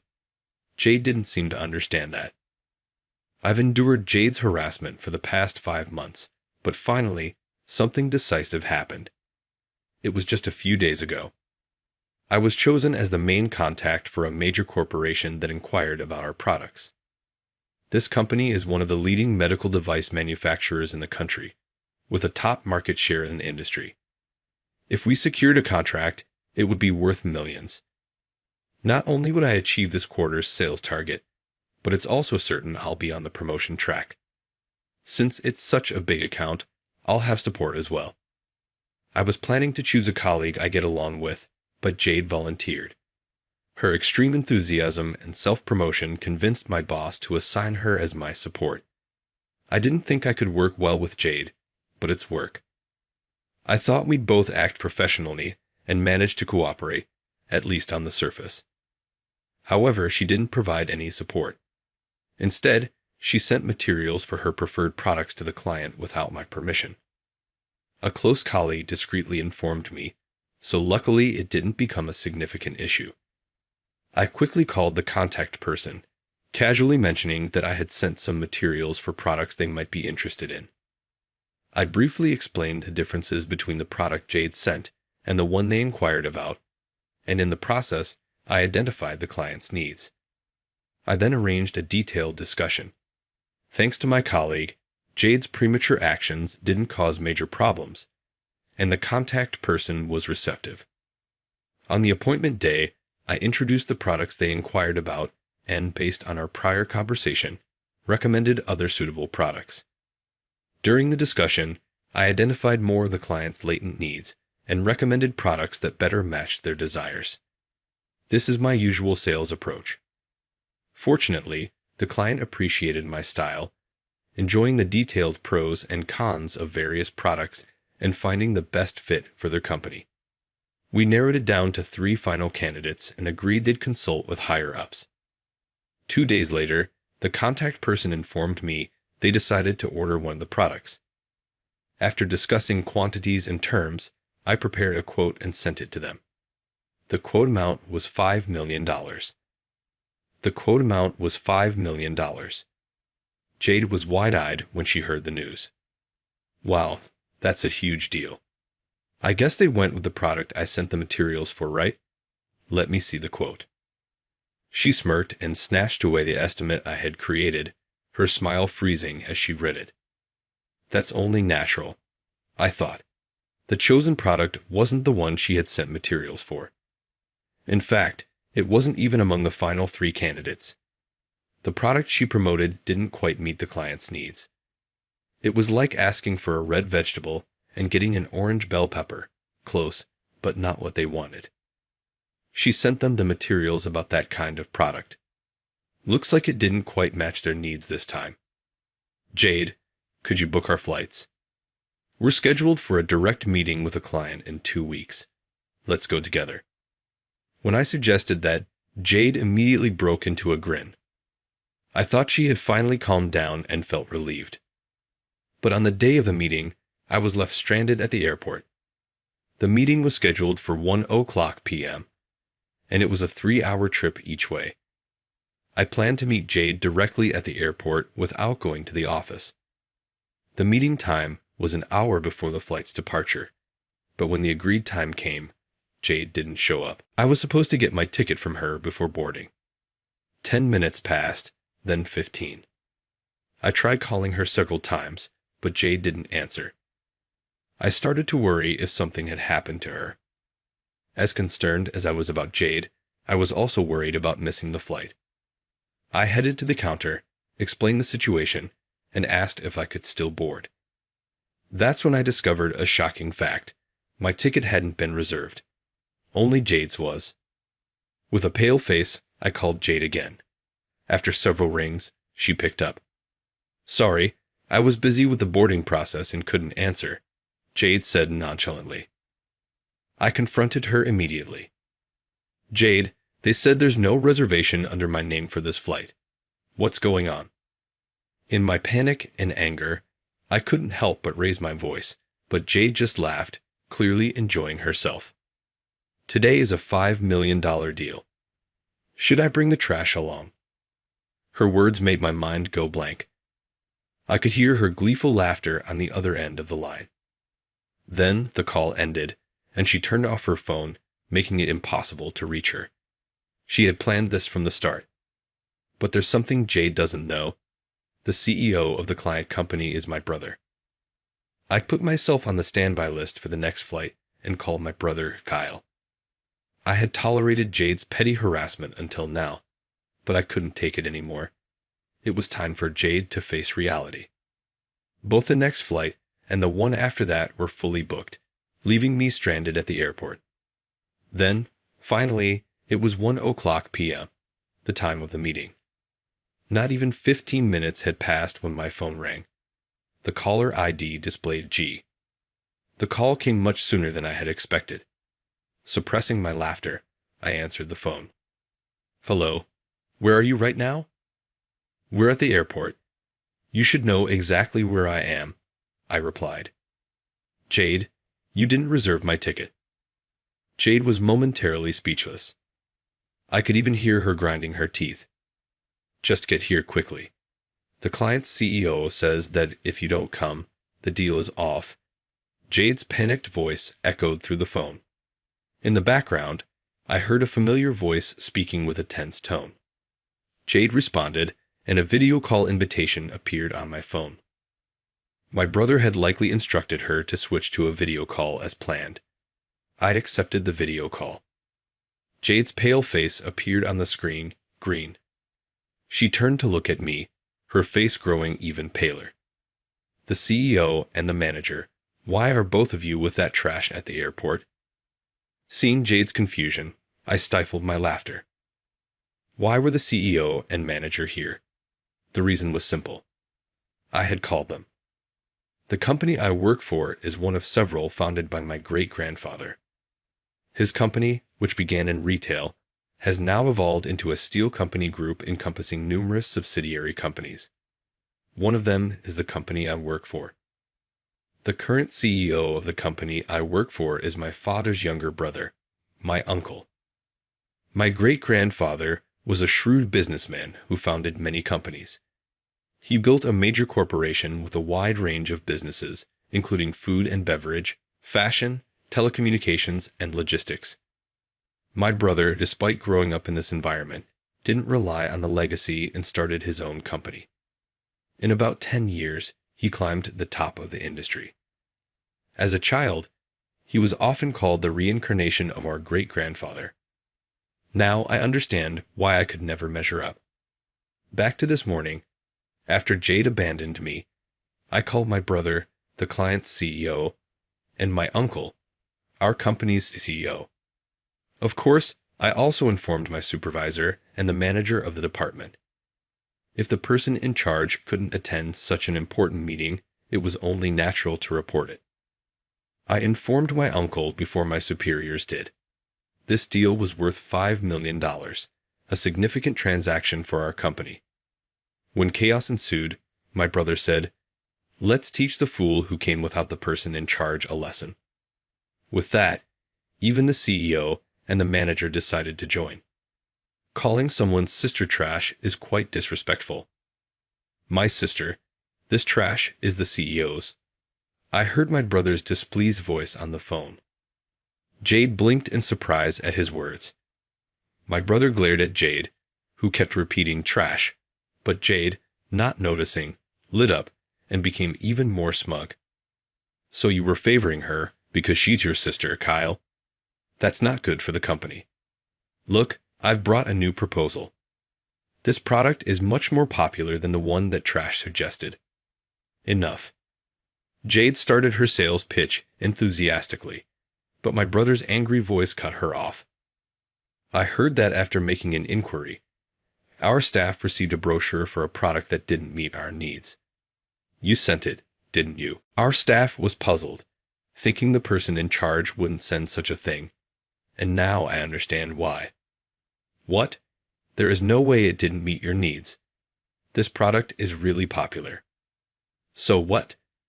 No matter how popular it is, if it's not what we need, it's useless." My sister, the person in charge, patiently worked with us, genuinely understanding our problems and finding solutions that suited us. She clearly explained both the advantages and disadvantages of the products. "We decided to do business with your company because we believed we could have an honest relationship with her. If you plan to replace her with someone like you, who only sees things superficially and pushes popular items without understanding the client, we will cancel this deal." Hearing my brother's angry voice, my heart swelled with emotion. I never imagined he thought so highly of my work. Knowing my brother's true feelings warmed my heart. I deeply apologize. It's my responsibility for not supervising my subordinate properly. Our company has no intention of replacing the person in charge. We sincerely apologize for taking your time today. Could we possibly reschedule? We will ensure that Mary will be there. Hearing my brother's anger, the manager and company kept apologizing. Jade stood there, stunned and pale, not expecting this outcome. My brother then said he would let it go for the sake of the manager and company, finally resolving the situation with both sides relieved. Jade returned to the office immediately. Just before hanging up, the manager's angry voice echoed. I could faintly hear Jade's gasp. Jade, who was ordered to return immediately, came back to the office after business hours. She entered the sales floor, where the Southeast manager and I were waiting. Jade looked exhausted. Her face was a mess, but I didn't feel sorry for her. It was her own doing. What is the meaning of this?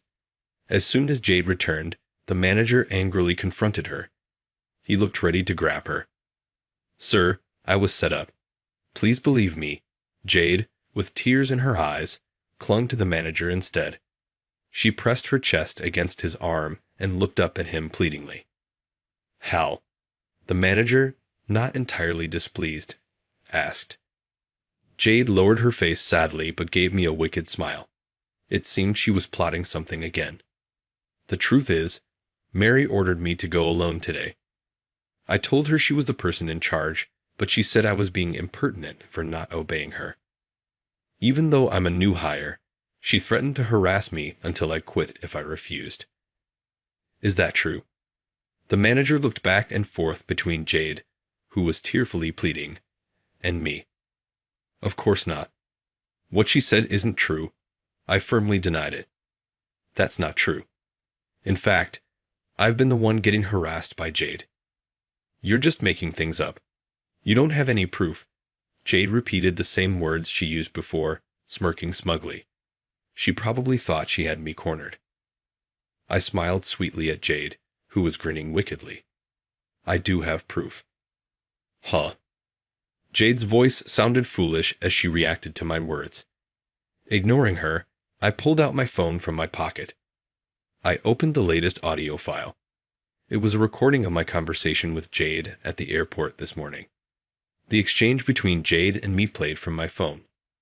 When it reached the part where Jade said, "Today is a $5 million deal. Should I bring the trash along?" The manager's eyebrows shot up. "So it was you, Jade. You're the cause." "I never said that. It's fabricated." "Oh, really? Then is this also fabricated?" I continued playing more audio files, each one containing rude remarks Jade had made to me. Both the manager and the company frowned in displeasure. "And that's not all, Jade. You've deleted documents I saved in the shared folder, erased schedules I registered in the department app, and done various other harassments, haven't you?" I didn't stop lying. "You don't have any proof." "Show me if you do." Jade kept demanding proof, unaware that she was tightening her own noose. "Don't you know our company's computers require connecting to the internal network to access shared folders and apps?" "Of course I know that. I'm not stupid like you." "Well, that's to track who accessed what, when, and where. So, if we check, it'll be clear that you deleted my documents and schedules." "What?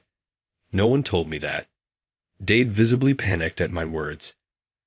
Her sudden pale complexion made it clear she was guilty. "What have you done?" Forgetting to cover his tracks, the manager shouted angrily. Fear and panic appeared on Jade's face. "Oh no, I didn't do anything." Jade continued to claim her innocence. The company was the one who ended the seemingly endless cycle. "That's enough. We will conduct a thorough internal investigation on this matter." "That's not true. I didn't do anything. Please believe me, sir." "If you did nothing wrong, then you have nothing to worry about. In fact, this should prove your innocence." Jade fell silent at the CEO's words. If they investigated, it would be clear she had been harassing me. She wanted to convince the company by any means necessary. But when I say we will investigate, we will. This is final. Jade, you are on suspension until the investigation is complete. Do not come to the office. No way. Jade turned pale at the CEO's words. For someone who took pride in her competence and career, this suspension was a severe blow. She tried to sway the Southeast with smooth talk and even clung to him, but the company didn't change its mind. The next day, despite being ordered to stay home, Jade showed up at the office. However, the supervisor, having been informed by the manager, ordered her to go back home. When the manager arrived and saw Jade, he was furious. He told her that if she didn't stay home, she would be fired, and she left in tears. After that, things were peaceful. It felt like it did before Jade joined, and my work progressed smoothly. I thought the day would end without any more issues, but it didn't go that way. In the evening, the CEO, with a serious expression, summoned me to his office. Wondering what had happened, I went to the CEO's office. The manager was also there, looking grim as he stared at the computer screen. The CEO gestured for me to look at the monitor. I was shocked. The screen showed a meeting app with my brother and Jade on the other end. "Mary, she says you sent her to see me. Is that true?" "What? Why would I send Jade to see you?" I had no idea what was going on, and was completely confused. My confusion must have shown on my face and in my voice as my brother sighed deeply and began to explain. The explanation was headache-inducing. After being sent home this morning, Jade must have realized she was in serious trouble, so she headed straight to the airport. She thought that if she could secure the contract with my brother's company, she would get off the hook. She bypassed the contact person at my brother's company and directly requested a meeting with him. Hearing the company name and that a woman was there to see him, my brother assumed it was me coming to apologize and had her shown to his office. Being led into the CEO's office made Jade think she had a chance. She enthusiastically pitched her product to my brother, despite it being rejected the previous day for not meeting the company's needs. Then, As if that wasn't bad enough, when my brother tried to dismiss her, saying there was nothing more to discuss, she clung to his arm, completely misunderstanding the situation. She pressed her chest against him. Jade tried to force the contract. That act finally made my brother furious, and he demanded, "Are you mocking me?" He called the CEO to complain. Of course, the CEO couldn't believe that Jade, who had been put on leave, was at my brother's company the very next day. After switching to a video call through a meeting app and confirming that Jade was indeed there, the CEO was enraged. He called in the manager to ask what was going on. But the manager also couldn't understand how the subordinate he sent home that morning ended up at my brother's company. Under intense questioning from 3 people, Jade, caught off guard, lied that I had ordered her to use her charm to secure the contract. I let out a big sigh. Why did Jade hate me so much? I couldn't think of a reason, but I needed to make my innocence clear. I understand the situation. Those claims are not true. In fact, yesterday it was agreed that you would forgive us this time for Jade's outburst out of respect for the CEO and manager. Even if an apology visit was necessary, sending the offending person alone to secure the contract is out of the question. Demanding she secure the contract, that's absurd. Doing such a thing offers no benefit to our company, only disadvantages. That's true. However, given the repeated disrespect, I cannot simply let this go. My brother's words made the CEO, manager, and me all not in agreement. We understood his position completely. Understood. What would you like us to do, President Walters? I addressed him as the CEO, not my brother, to show I understood this was a professional matter. My brother seemed to give a slight smile. Our company cannot continue business with an individual who has repeatedly caused issues, doesn't understand the problem, and shifts blame to others. Such a person is untrustworthy both professionally and personally. Are you asking us to fire Jade? When I asked for clarification, my brother nodded slightly. Wait, please. Anything but that. Jade, who had been silent, suddenly cut in, realizing she couldn't let this happen. She's audacious to delegate everything. Up to this point, her face had turned ashen. I was wrong. I apologize. I won't call you trash or mock you again. I won't delete your files or schedules daily, shred your mail and faxes before you see them, or unplug the phone while you're on a call. Please, help me. He's your brother, right? Ask him to forgive me for your family's sake. That's selfish. Please continue. Why did she think I would help her after everything she had done? I felt only disdain, not sympathy. So, I responded clearly. No. Even if I convinced him, it wouldn't matter. My brother doesn't have the authority to decide staffing here. The CEO, my uncle, did hold that authority. So perhaps the family plea might work, but I chose not to mention that. On the screen, Jade crumpled to the floor.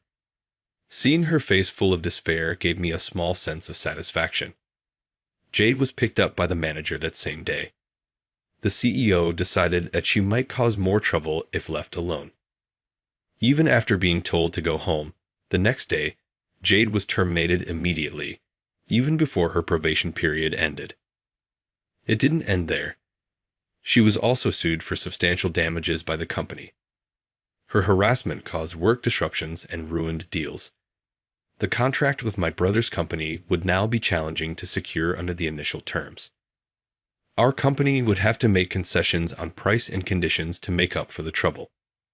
Even the travel expenses Jade incurred to visit my brother's company would be billed to her.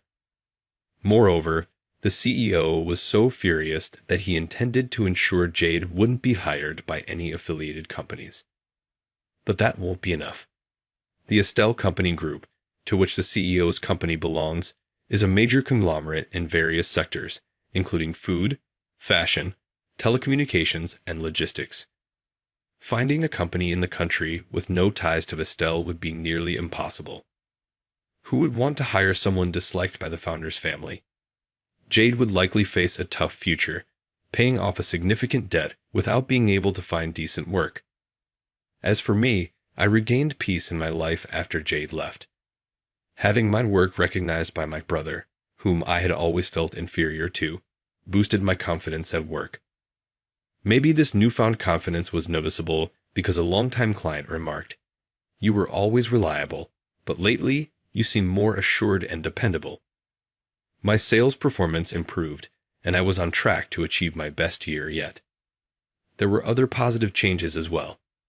For the first time in a long while, I felt like visiting my family. I had avoided going home since starting my job due to my feelings of inadequacy compared to my brother. But this Thanksgiving Day, I felt like it might be nice to spend time with my parents and brother. Recent cases had made me feel that way. Would my family be pleased with my progress? Though my pace was slower than my brother's, I was still moving forward. With a mix of excitement and anxiety, I looked forward to the approaching Thanksgiving Day holiday.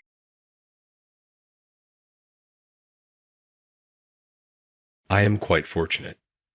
Ultimately, I can provide my cherished daughter with a career that aligns with her promising future. Mark, the manager in front of me, smiled at me as he stated this. He went on talking when I remained silent. "Your job will be taken over by my daughter, so you might as well quit immediately." This dude seemed to have set me up. In addition, he intends to pilfer the $30 million deal I negotiated and keep it for himself and his associates. I was trembling with rage at the time, like I was about to blow up.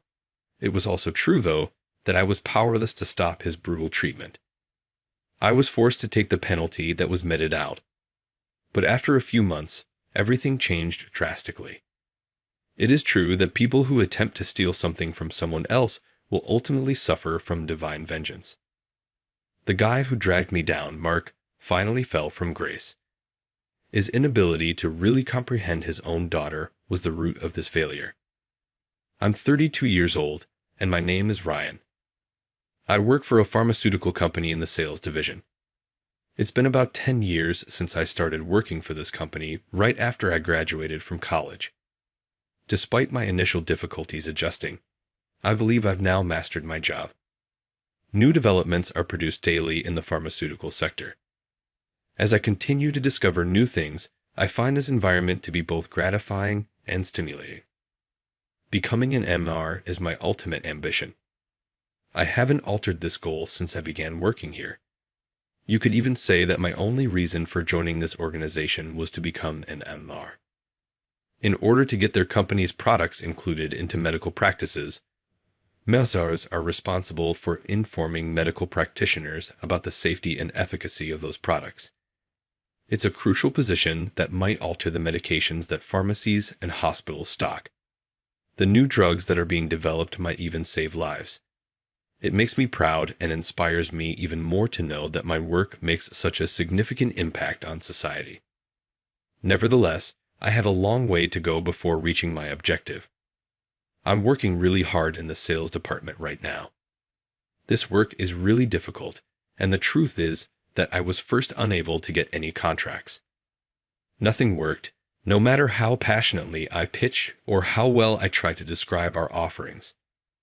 I was actually frequently turned away at the entrance. But I persevered. I suppose I've always been naturally tenacious. I continued to throw nonstop while strolling from place to place out of sheer willpower. I also came to the realization that I needed to be well-versed on our products in order to explain their value to others. I therefore committed myself to carefully reviewing our items each day. I eventually gained the position of manager as a result of my efforts. Getting the promotion seemed like a reward for all of my hard work. While I've been fully immersed in my work and leading a fulfilling life, I've recently been presented with an incredible opportunity. It's for the newly established overseas business department in our company. Much to my surprise, the CEO, Mr. Carter, personally approached me with the offer to head this department. Are you really entrusting me with a new department?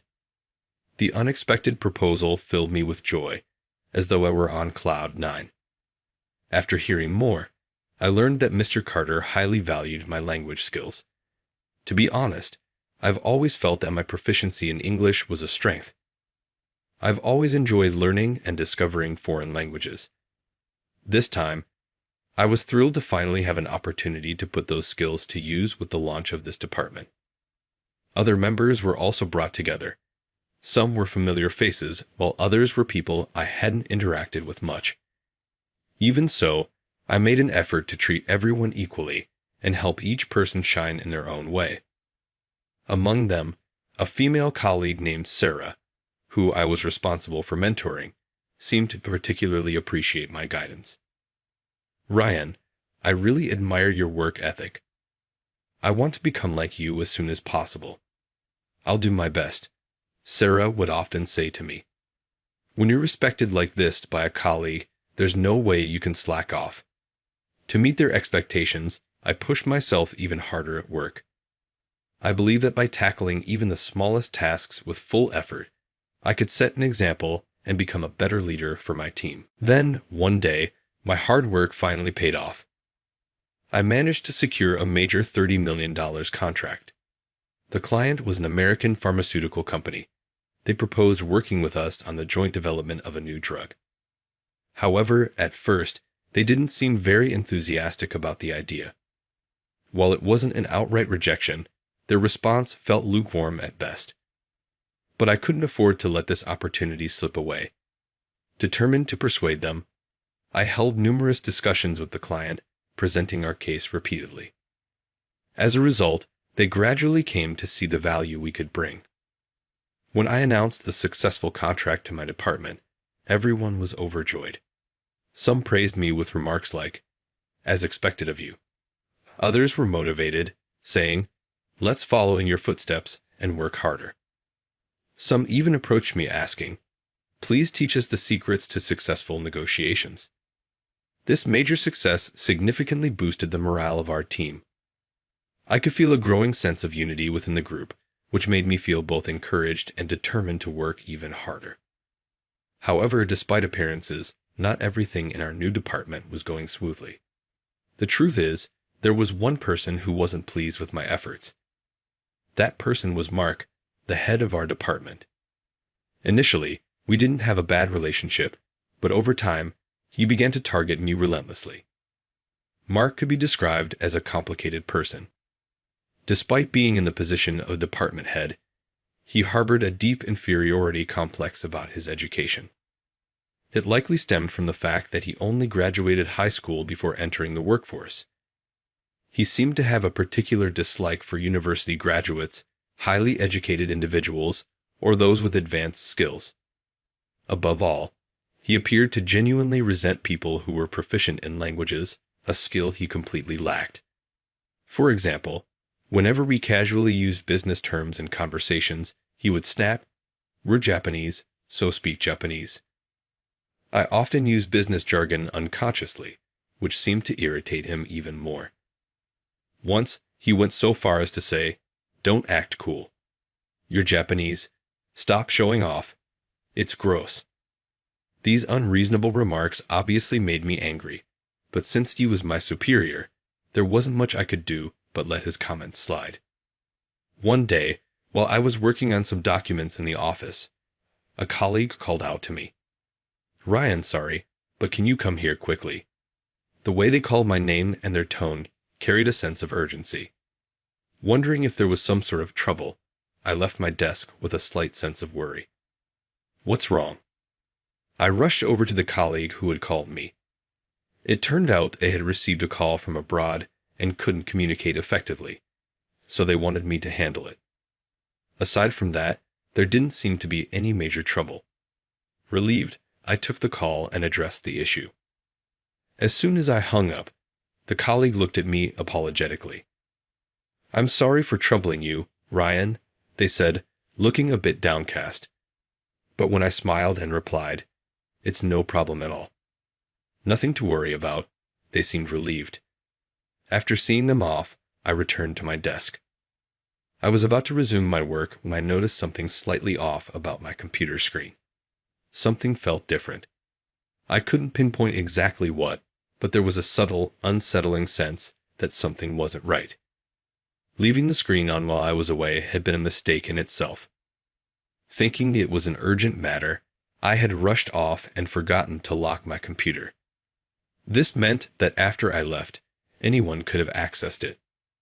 Perhaps someone had tampered with my computer with all the critical data stored on it. I was filled with anxiety, trying to keep calm. I glanced cautiously in Mark's direction. The moment our eyes met, he gave me a sly, unpleasant smile. Later that day, as I was about to leave the office after work, Mark approached me in a cheerful tone. He said, "Something interesting is going to happen tomorrow," before walking away with a cryptic smile. Of course, I had no idea what he was talking about. By the time I thought to ask, he had already disappeared. Feeling puzzled by his words, I headed home that night with some extra free time. I stayed up late studying for the AMMER certification exam. By the time sleep overtook me, I had completely forgotten the odd sense of unease from earlier. The next morning, as soon as I arrived at the office, I was summoned by Mr. Carter. I couldn't help but feel excited. Perhaps our overseas department had achieved a major milestone. With high hopes, I headed to the CEO's office. "Excuse me," I said, opening the door. The moment Mr. Carter saw me, he shouted, "What have you done?" Stunned, I froze in place.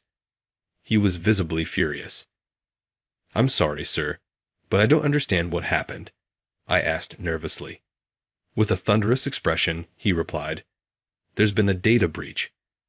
Apparently, the materials I had prepared had been leaked to an external party.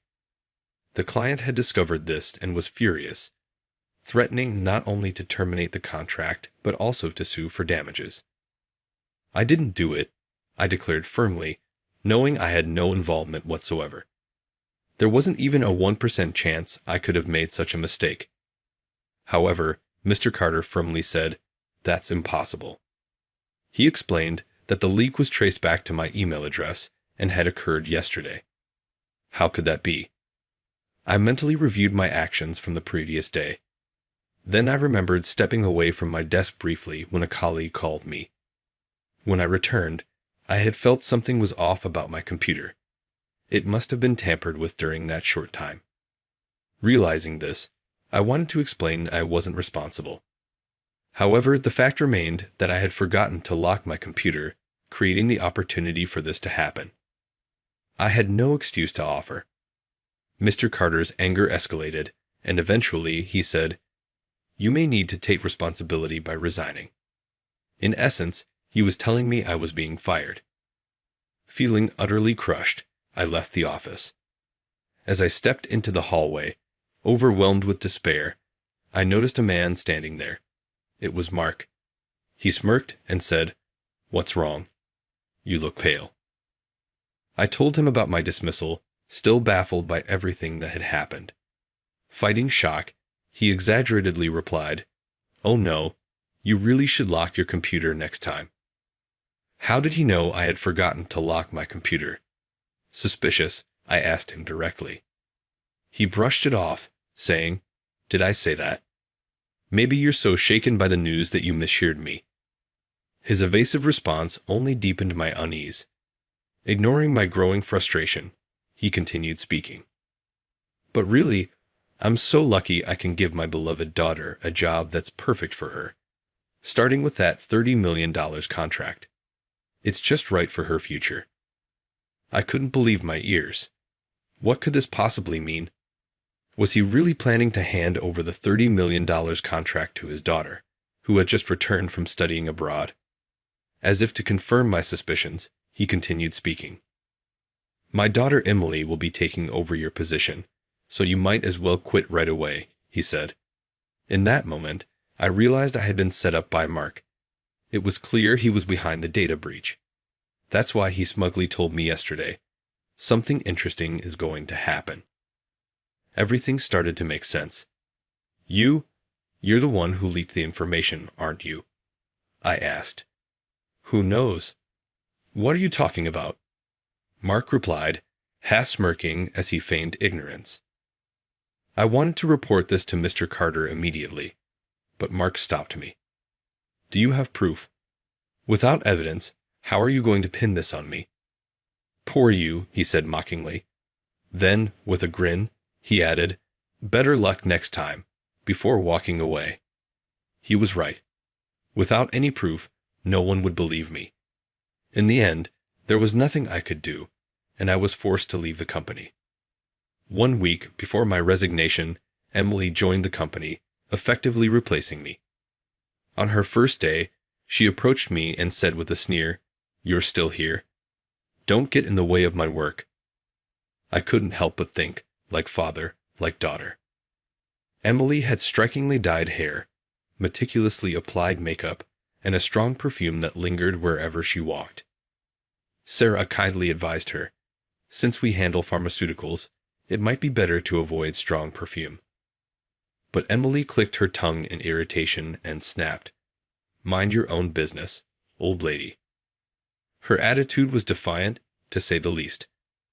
On top of that, she spent work hours browsing social media on the company's computer, leaving her colleagues exasperated. 1 week later, the day of my resignation arrived. After tidying up my desk and ensuring everything was spotless, I left the office. As I stepped outside, Sarah ran after me. "Ryan, did something happen with Mark?" she asked. Since I was leaving, I saw no harm in explaining the situation. After hearing everything, Sarah was furious. "That's absolutely outrageous," she exclaimed, clearly enraged. I nodded weakly and replied, "It's terrible, but there's nothing I can do now." However, Sarah said resolutely, "I won't give up. I'll find a way to get the security camera footage. Once we have it, we'll know who's behind this," she declared with determination. Her words lifted a small weight off my chest, and I felt a glimmer of hope. As I left the company that day, I felt a bit lighter thanks to Sarah's promise. A week after my resignation, while job hunting, I received an unexpected call. It was from the very company I had secured the $30 million contract with. When I asked about the purpose of the call, they said, "If you're not working anywhere right now, why not join us?" The unexpected offer filled me with excitement. However, I was currently studying to earn a certification. I was searching for a workplace where I could finally achieve my goal of becoming an investor. When I explained this, they'd assured me that they respected my ambitions.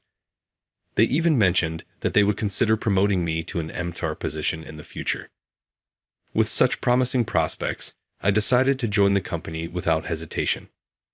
After transferring, I became even more determined, dedicating myself to my studies at home to achieve my certification. Despite the difficult circumstances leading up to this change, starting fresh felt incredibly liberating.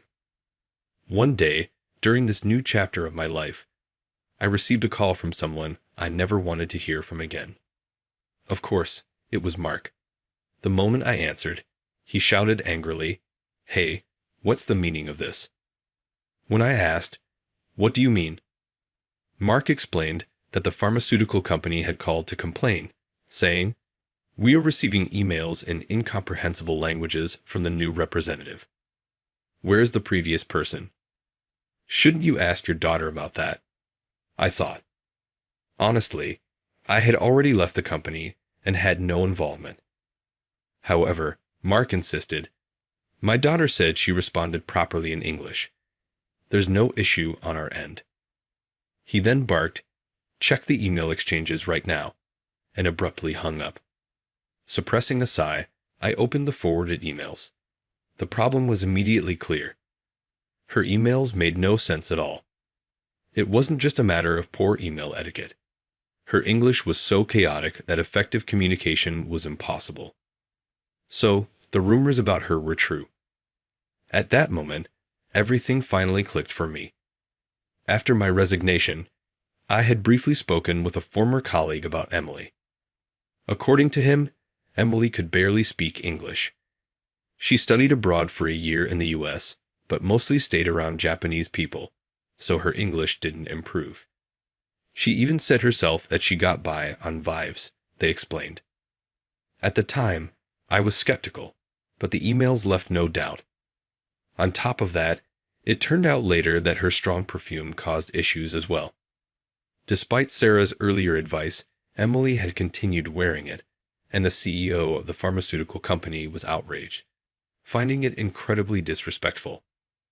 It seems that, in the matter, Mark urged Emily, "You need to apologize immediately." However, she didn't appear concerned at all. Instead, she casually replied, "It's fine."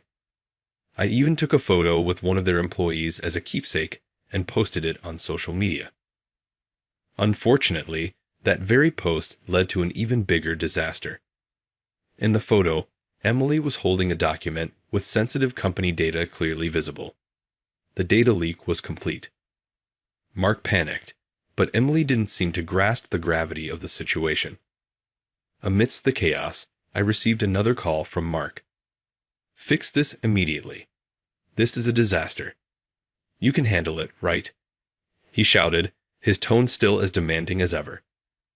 I found it astonishing how demanding and arrogant he was despite asking for a favor. After all, he was the one who had set me up and gotten me fired. There was no reason for me to help him. None at all. How could he expect me to go along with such a self-serving request? Furious, I replied coldly, "You and your daughter seem to be quite skilled at leaking information. I'm no longer involved, so have Emily handle it." With that, I ended the call. Emily's string of mistakes continued to pile up, resulting in countless complaints to the company. Ultimately, the pharmaceutical company terminated the $30 million contract. To make matters worse, Emily's photo went viral, sparking public outrage. The situation escalated to the point where Emily was sued by the pharmaceutical company, causing a major uproar. It was only natural for the incident to be picked up by the news. Reporters began gathering outside the company headquarters daily. Meanwhile, Sarah delivered the final blow. She had managed to obtain the security camera footage from the day of the data breach. When Sarah showed the footage to Mr. Carter, it clearly captured Mark tampering with my computer during the brief moment I had stepped away. The video made it undeniably clear what had happened at the time.